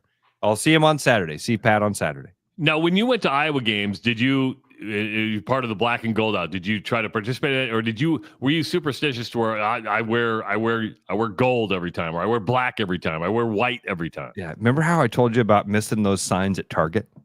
Yeah, you missed it's the stripe it out game. The number of times we would be east of Newton, and I'd unzip my coat, and someone would be like, "Ross, are you wearing a green sweatshirt?" Yeah, why? We're playing Michigan State today, right? Oh, crap. Oh, geez. Zip the coat back up. I was always that guy. We'd climb out at the tailgate, and somebody would be like, "Ross, are you in our section?" Yeah, why? Dude, we're all wearing black. It's the stripe out game. You should have got the memo. Then they'd scramble to find me something. Everybody'd be pissed at me. Ross, you're stopping at a street vendor and you're buying a shirt before you go in. Yeah. No. I'm going to call my dad and say, I'm the only one in a yellow shirt in the section. That was always a joke anyway of like, if I was on the phone with somebody, I would say, "Hey, look for me. I'll be the one cheering. Game's on TV. Look for me. I'll be the one. When the Hawks do well, I'll be the one yelling." Now, if you're Bill Blank, you can say that. You say, "Look for me on TV. I'll be the one in the front row that the camera focuses on." Your buddy Flag says you rarely wore Hawkeye gear anyway. I rarely do. So if you're going to Ireland, make sure to pack the Cardinal. Real quickly, did you watch the New Heights podcast last night? The Kelsey brothers breaking the internet. This is the one with Taylor. Yeah. Did it live up to the expectation? Well, you tell me. 11 hours, 8.3 million views. In the first 11 hours. Oh, that's just on YouTube. That doesn't count. That doesn't count the Spotify downloads, all that other stuff when they put it on just for audio only. So just on YouTube, last night was 8.3 million views. Travis, I thought you meant it was an 11-hour podcast. No, it was a 2-hour podcast. I was like, what? 2-hour podcast. What was the? You think I watched it? I didn't watch it. Okay. She launched her new album. I got the Cliff Notes. She launched her new album. Talked about who she partnered with. That talked about how Travis pursued her and how they kind of hooked up. They've been together for 2 years now. That and honestly, that's the part of the podcast that's what people wanted to tune in for, and that's the story people wanted to hear. So I'm glad that they, at least talked about it, because that would have been a big tease if it would have been 2 hours of them talking about her musical influences. That'd have been like, How does Travis Kelce get to be? Because there's that rumor that he left like a friendship bracelet for her. Hey, I'm Travis Kelce. You want to give her this friendship bracelet? She said she's still never seen the friendship bracelet. She's never seen. That's funny. Well, the other big rumor, obviously, was that it was just a big PR stunt. You can't do that for 2 years. She did say, I did see this where she's like fully like dived into football now. Like she wasn't a huge football fan. Now she's all in on football and the National Football League, which all that does is bring more fans to the game. Kojin said it had 1.3 million people watching live.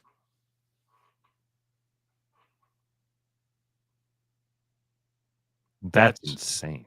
It's a big number. It's the third of the population of Iowa.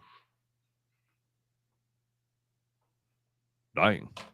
By the way, when I was looking up the market sizes in America, yes, surprised to learn where Des Moines was in this list.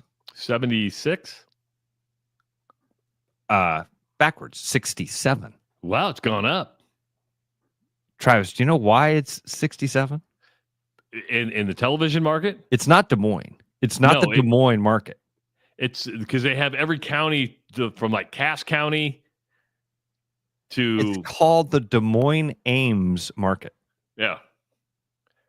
It's like, Omaha is a lot bigger than Des Moines, but I believe Omaha is a market.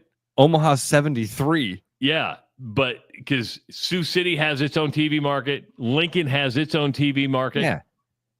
The way it should be. That's fine. There you go. Little rabbit hole for you. It's a good rabbit hole. I used to know all the markets because it'd be like, okay, I want to work in this size market. I want to move up I started in Wausau. That was like 112 at the time. Or is Wausau like 143 or something like that?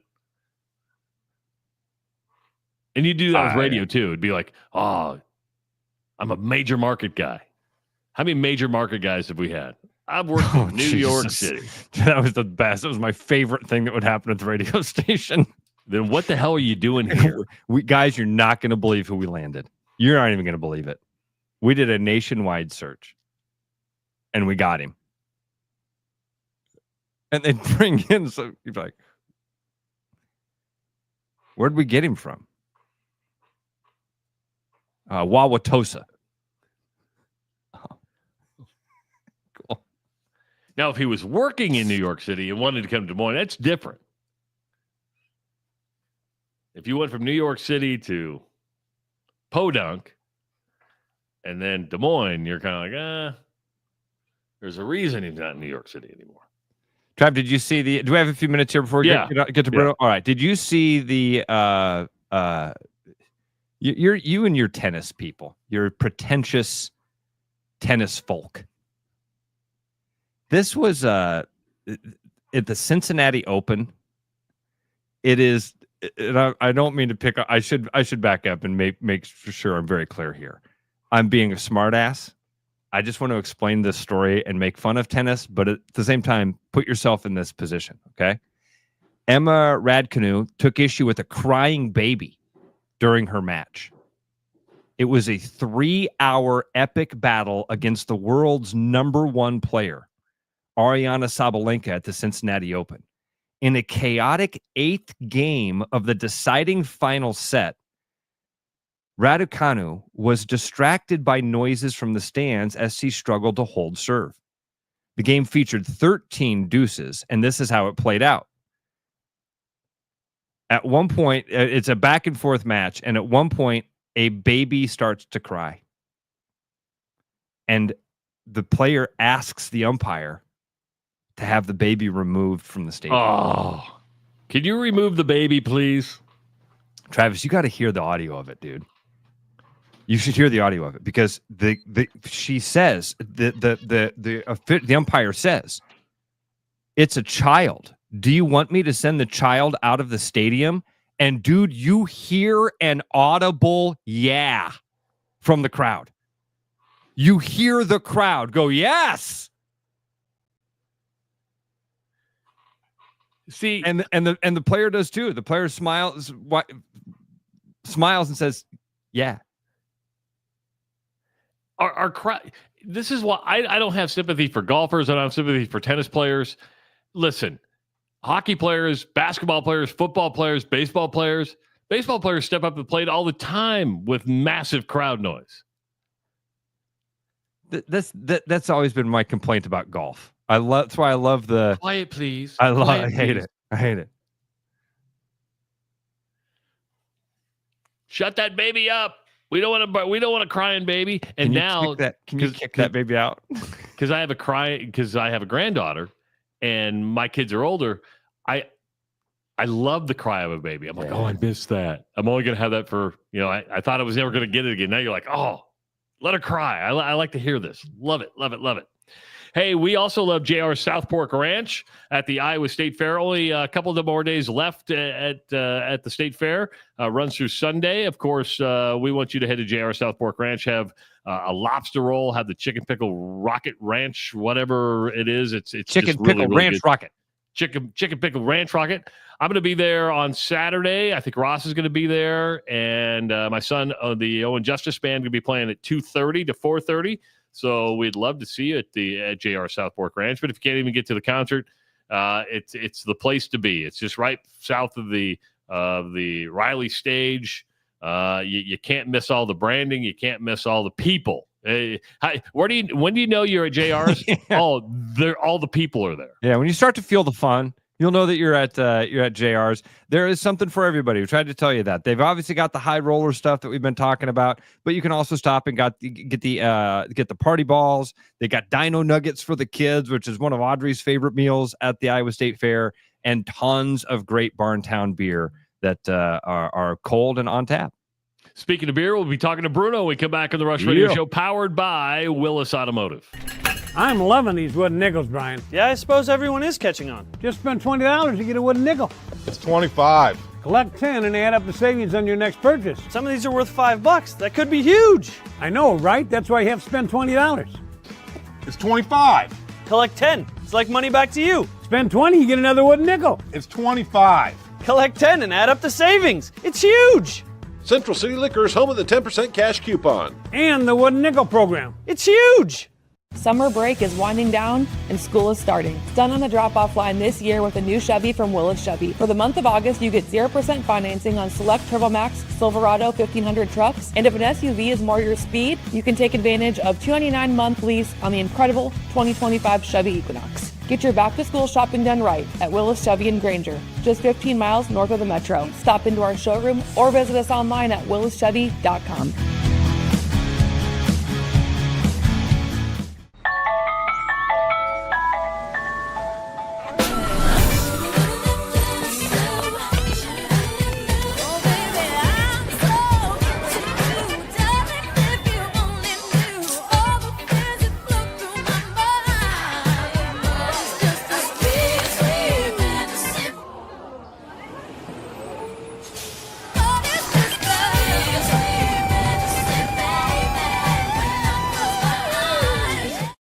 After Hawkeye football games this fall, Travis and Ross are right where they belong, with you taking your calls and giving unfiltered feedback. Right after Hawkeye football games, it's the Black and Gold Rush on the RushRadio.com, the TuneIn app, and on YouTube. Missing a quality home-cooked meal? You know, the kind Mom used to make? Lucky for you, we found her recipe book. Welcome to the High Life. Welcome to the Champagne of Bars. Every business has priorities, and Priority One Heating and Cooling is no different. As a service provider, we prioritize quality air conditioners and furnaces that will keep your home at your comfort level year-round. As a small business, we prioritize doing things the right way and treating people fairly. As a truly local business, we prioritize our community. As a veteran-owned business, we prioritize duty and commitment. For big business service with local value, trust your home to the place where you are always Priority One. Hey, it's Marion with Willis Volvo Cars. With all those miles you put on your car over the summer and any last-minute road trips you have before school starts, your car might be ready for maintenance. Come on down to get an alignment for $179.95 and $25 off an oil change. Give us a call or schedule online at willisvolvocars.com. Rush, strong opinions, weak filters, and just enough sense to stay on the air. It's the Rush Radio Show, powered by Willis Automotive.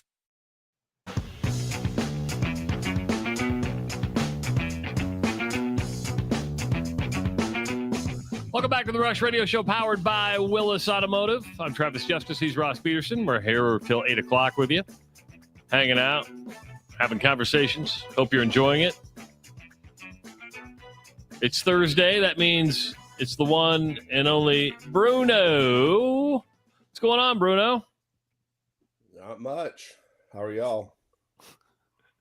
Doing well, brother. Doing well. How's life right now? Ready for back to school? Yeah. We went to our first tennis meet. Tennis moved to this fall. My daughter had spring tennis, and then she went straight to fall tennis. So, played Hoover. And as part of that move, Bruno, do you even know it was part of that move that they're moving golf for girls or something like that? Or do you golf? I think golf stays the same. In fact, my daughter is decided to play golf because she has an open spot during her senior year. Oh, so golf will be spring for the girls. Yeah, for some, I don't know why they moved. I'm Okay. not sure why they moved tennis, but golf is spring. Maybe they flipped them. I don't know. Yeah, I don't know, dude. But I do know that her bowling coach is also her golf coach. So there's going to be some continuity, probably favoritism. Probably.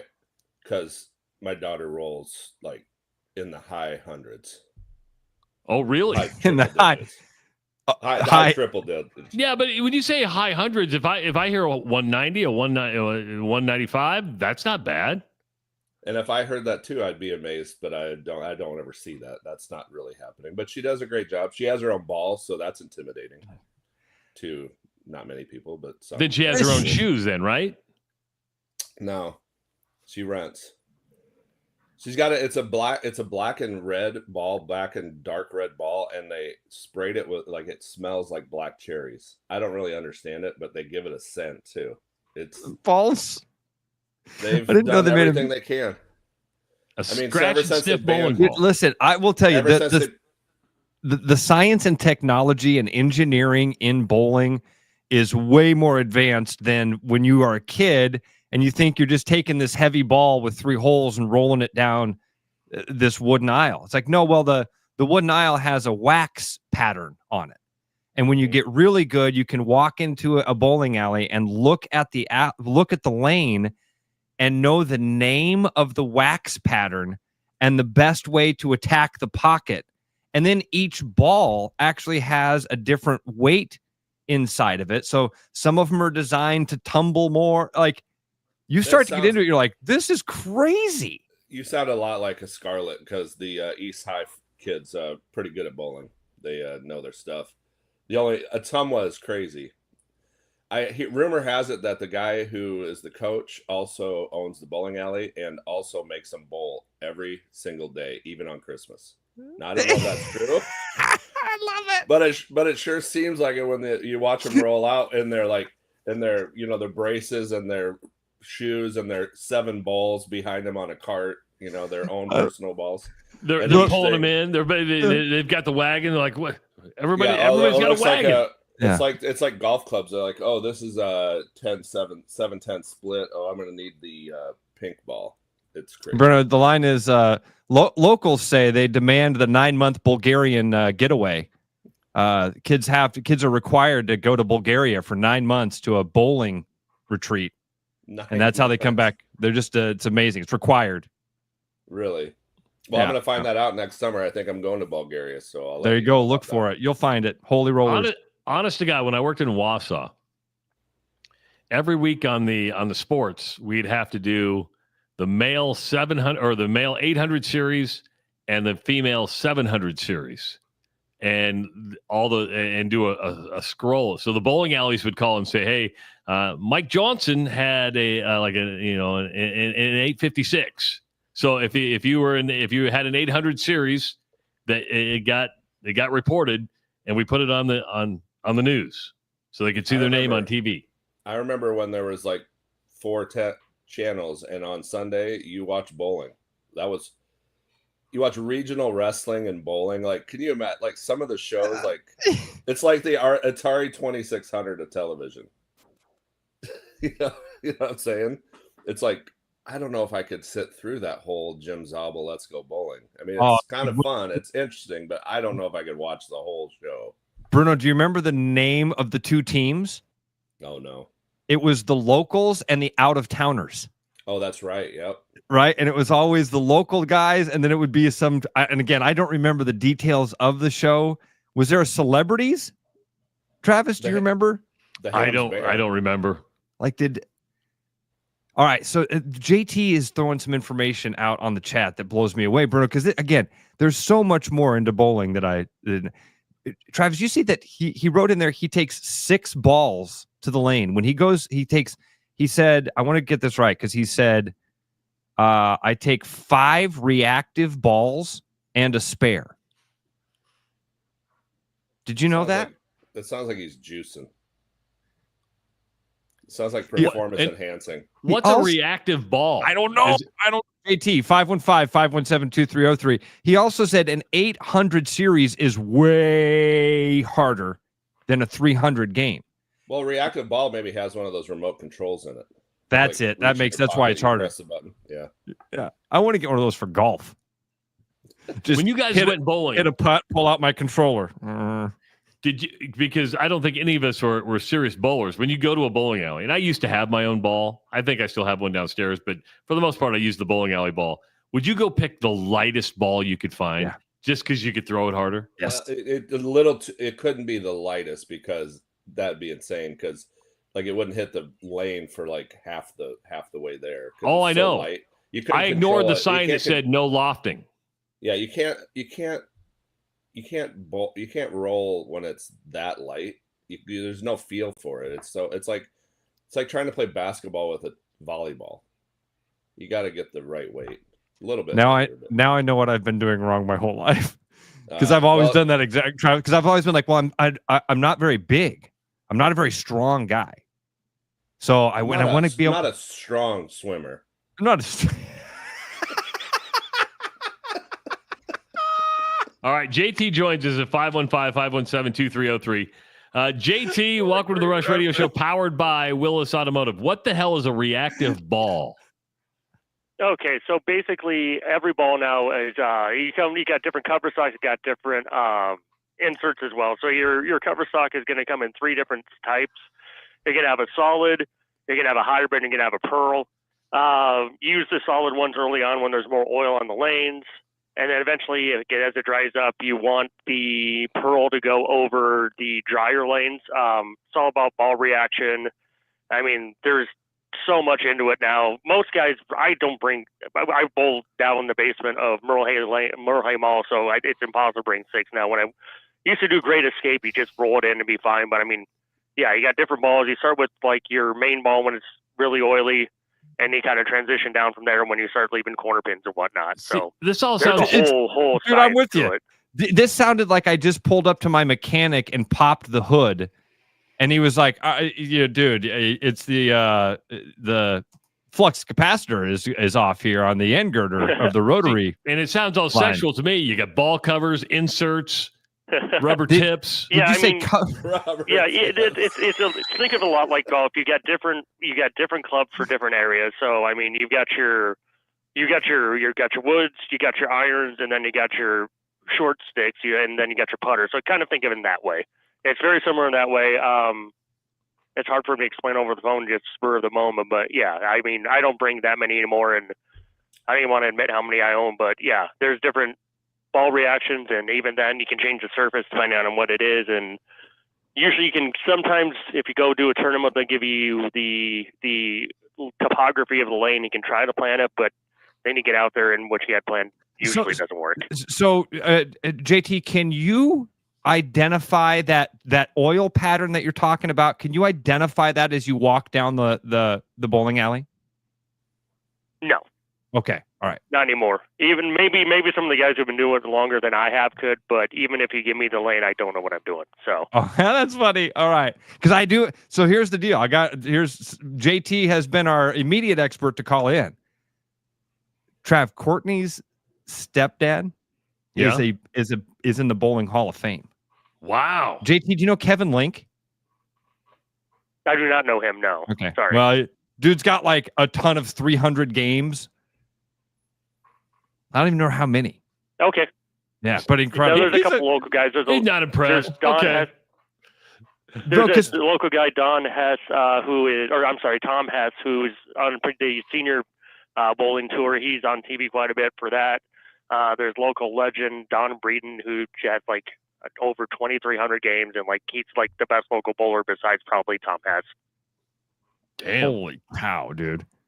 See, and did you notice that? Like JT, not in the 300 game thing for idiots like us. I hear that and I go, "Oh my god, that's like a hole in one to us." It's like a hole in one. Yeah. That must be amazing. Same thing, like I before I even knew what I was doing, I was one shot away from a 300. So I mean, you can luck your way into it. You find your spot, and just nail it, and you're good.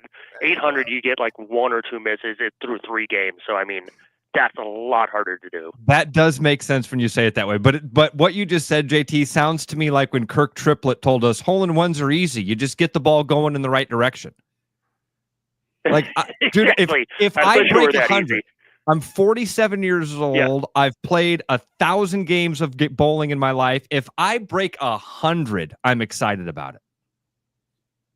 Well, everyone hit up the lanes. I can show you a couple things. We can get you getting closer to the 200s.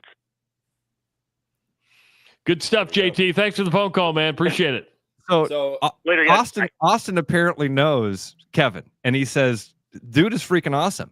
He always tries to bowl a 298 instead of a 300 because he's never had one. He's never had a 298 and has had so many 300s. Oh, my God. Well, you talk about all this technology and stuff, and I think people get a little bit into the technology and you know, you get a little over the top. There's a cautionary tale here. A man accidentally poisons himself by using ChatGPT. A 6-year-old man wanted to eliminate salt from his diet and asked ChatGPT for a replacement, wound up in the hospital after accidentally poisoning himself. The AI platform recommended sodium bromide, a chemical often used in pesticides, and the man used it as a substitute for 3 months. Like, careful what you... The AI is starting to kill us already. They're killing. It's already the machines are coming. Don't believe. You know, everyone thinks AI is like it's creating new information. It's just a new way of searching the internet. It just is it takes all the information that's already out there, and it doesn't quite know if it's really using. I mean, it's like sort of like when you hear like a robot reading something and they say it was like tears in their eyes, but it says tears in their eyes, I guess. You know what I mean? Like, you can't trust that stuff. People trust it too much. AI, how do I make the perfect craft beer? That's what I'm going to ask. How do I make the perfect craft beer? I mean, it is a good start, but you can't trust it, because the only thing you can ever do, like in real life, is do it and see how it goes. It's like bowling and all that stuff. You know, sometimes you don't even know that you have the ability to do something until you do. There is a story, and I'm going to make it real short. There's this guy named James Leprino, Jr., actually, just passed away. He is the mozzarella king of America.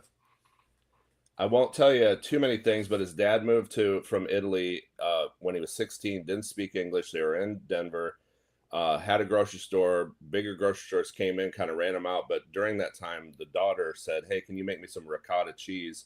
He gave it a whirl for her ravioli. So I started doing that. 2 years later, their grocery store went out of business. The son, the youngest, really liked making the cheese. That they did start making cheese. He's like, let's just start making mozzarella. At one point in time, or at this point now, this company makes 200,000 pounds of mozzarella cheese an hour. Damn. And supplies the cheese for Pizza Hut and Domino's and Papa John's. He figured out how the process normally aged 10 hours. They got it down to 4 hours. It's insane. He's worth $2.1 billion when he died. Carl Voss handed me this article. I thought, I'll read about it, but I don't think it'd be that impressive. I was super impressed, like how you kind of come from nothing and become the cheese king of America. The mozzarella king of America. We were making fun of AI, and it's not perfect, but I'm sure you use a POS system. Like, do you guys use Toast at your guys' locations? Mm-hmm. Is AI being introduced into the bar and restaurant business from an analytic standpoint on projections? Are you using AI in the restaurant world? Well, when you say Toast, it's funny. We were an early adopter of Toast, and there was a few people like in my company like, we should just stick with what we have.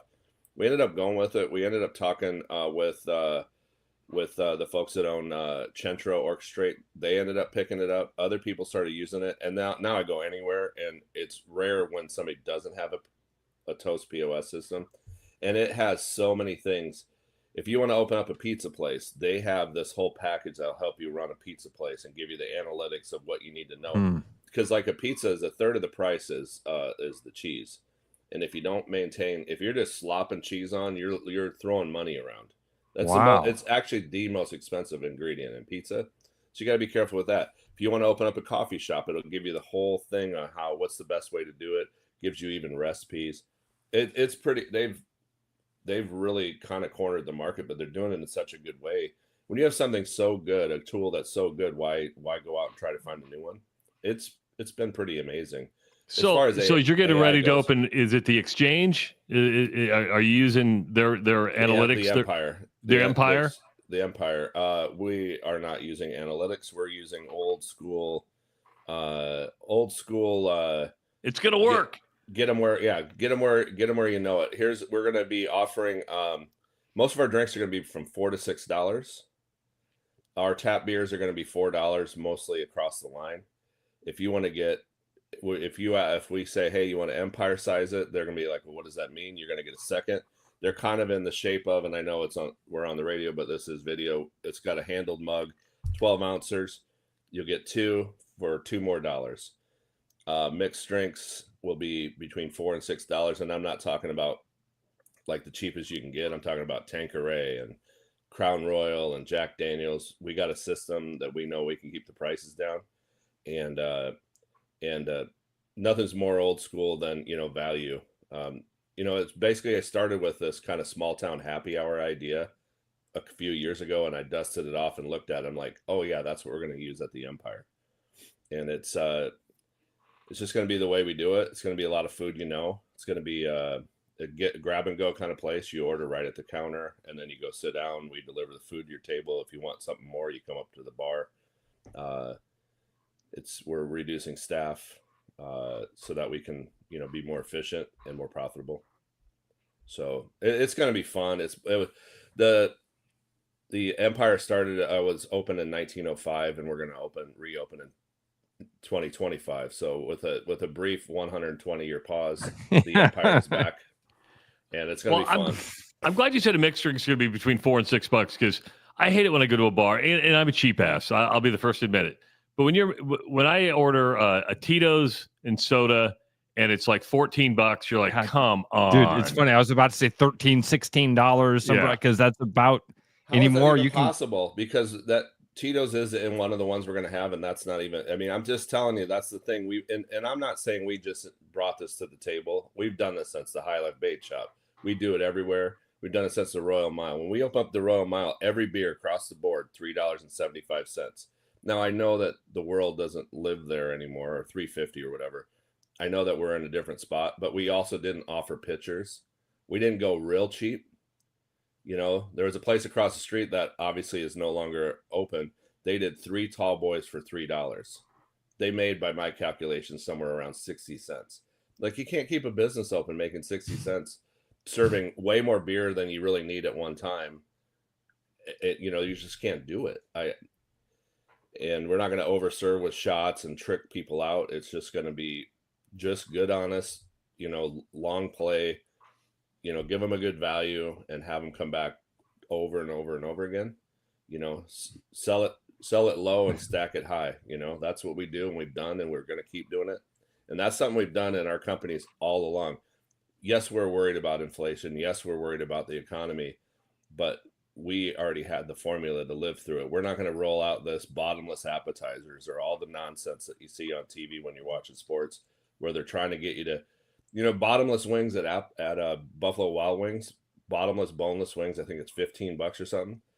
There's so little chicken in that. It's just basically you're selling you breading and corn syrup with flavorings, and you're like, oh my God, what a great deal. I'm going to get stuffed on wings. He's like, yeah, that's gross. It's not, I don't know. Well, you answered my question, but you would admit that a Tito's and soda is not worth $14. I think stuff's gross, so I wouldn't drink it at all. But that's not me. Everyone has their own thing. No, I think it should be. Honestly, if you go over 7, you're really, that's, as they used to say, highway robbery. And because they probably just won't have the volume you do, but that's good stuff. I'm glad. And the toast thing was interesting, just because they're using AI and predictive analytics to be able to put those things together and say, hey, here's how you open a pizza shop. Here's how you open a coffee shop. I mean, that's all based on data. They tell us you plug in what our inventory is and what, the raw ingredients, they'll shoot out a price that you want. Analytics is a little, it's it's no different than an Excel spreadsheet in a lot of ways. It's just it's programmed. It's got a nice little interface, and you just plug in. Cost $1. You should charge $3.50, or whatever. Got my Chelsea jersey on. It's kicked off there already with the Community Shield. English Premier League starts. Lots of your favorites. Wrexham is up into the championship. You're gonna be able to watch them along with your EPL favorites, Chelsea and Liverpool and Man U and all the teams, Arsenal. All right, real quick. What are Wrexham's chances of promotion through the Championship League into the EPL? I'm going to say 0, but don't bet against them. They won 3 in a row. Unbelievable how they've gotten to where they're at. But I would say it's going to be a little bit tougher. The difference is it's like you could be this really hot minor league team that worked all the way up, and you're the best minor league team, but then you go up into the majors, and it's just a whole new level. It's insane how good the soccer gets at the highest level. But they also, they did it, so you can't say that they can't, but I doubt it. It's just it's a lot tougher. It's a money thing at this Several point. listeners weighed in saying no chance really Tyler even said the best hope is for them to survive and not get relegated back down. Yeah, the difference is it's millions and millions of pounds. It's so much more money that you just don't come up with that money. He doesn't mean weight. He doesn't mean weight, by the way. He's talking about money. Cash, it's dollars, cash money, dollar bills, yo. Bait shop, we still have funked beers. Come on down, get those sour beers that Ross likes so much. The punch cards. We got live music at Truman's as always. Monthly specials. I saw the Fong's black garlic pepperoni pineapple pizza. It looked absolutely amazing. You have a hard time telling me on the pineapple. Gonna be honest. There's hot honey over the top, so there's this kind of hot and sweet thing going. It looks amazing. I haven't had it yet. And then the Heat Wave burger. I was at Lucky Horse with my family last night. That Heat Wave burger looks delicious. Go try it out at the Lucky Horse. And Ken's is celebrating its anniversary this Saturday. Ken's has been in the mix, I think, now for 5 years. Unbelievable. Wow, good stuff, Bruno. Yeah, it's got to be a lot of fun. Get out there and eat some pizza and drink some beers. Excellent, buddy. We'll see you next Thursday. You bet. All right. Good conversation with Bruno. Many rabbit holes we go down with Bruno, I like that. I'm trying to think of all the different restaurants he has that have they have like lunch punch cards. So like I have my Fong's lunch punch card. There's a library card, which looks like a library card, which is kind of cool. He says he's got 5 or 6 of them that have that program. So yeah, frequent flyer club. It is the Rush Radio Show powered by Willis Automotive. It's Body Armor. Real hydration with electrolytes. No artificial dyes and coconut water. Choose better. Body Armor. With over 260 beers on tap, El Bait Shop isn't just another craft beer bar. It's the best. Beer lovers know El Bait Shop, 200 Southwest 2nd, Des Moines. There's a new spin on casual dining near Drake University. Lucky Horse Beer and Burgers. Craveable faves, flatbreads, delicious burgers, frozen cocktails, and a crazy cool vibe. Get to Lucky Horse Beer and Burgers today. Are you thinking about buying a home this year? Start by getting pre-approved with Gary Presnall at Northwest Bank in Des Moines to see how much you can qualify for and what loan programs meet your needs. Gary can get you pre-approved in 30 minutes or less with a pre-approval letter to you. Gary offers first-time home buyers programs, VA loans along with FHA, IFA, and conventional loans. Call Gary at 515-975-6767 or find his profile at nw.bank. Member FDIC Equal Housing Lender. After Hawkeye football games this fall, Travis and Ross are right where they belong, with you taking your calls and giving unfiltered feedback. Right after Hawkeye football games, it's the Black and Gold Rush on the rushradio.com, the TuneIn app, and on YouTube. Hi, I'm Sean McFarland, Service Manager here at Mini of Des Moines. It's August, and while most of Iowa has shifted their attention to corn dogs and butter cows, us here at Mini of Des Moines are still focused on making sure your Mini is running properly and well maintained. Please give us a call or schedule your appointment online at miniofdesmoines.com. Bread is made from scratch, freshly baked with locally sourced ingredients and love. At Big Sky Bakery, we take great pride in our delicious products. We know you'll enjoy them almost as much as we enjoy baking. Looking for the perfect golf escape? Experience Links-style golf right here in Ames at Coldwater Golf Links. With rolling fairways, large greens, and unique routing, it's golf the way it's meant to be played. Whether you're a seasoned pro or just starting out, you'll love our course's welcoming atmosphere and friendly staff. Grab your clubs, book a tee time, and make every round unforgettable. Coldwater Golf Links, where great golf leads to great memories. Visit coldwatergolf.com to book your round today. Back to the rush. Strong opinions, weak filters, and just enough sense to stay on the air. It's the Rush Radio Show, powered by Willis Automotive.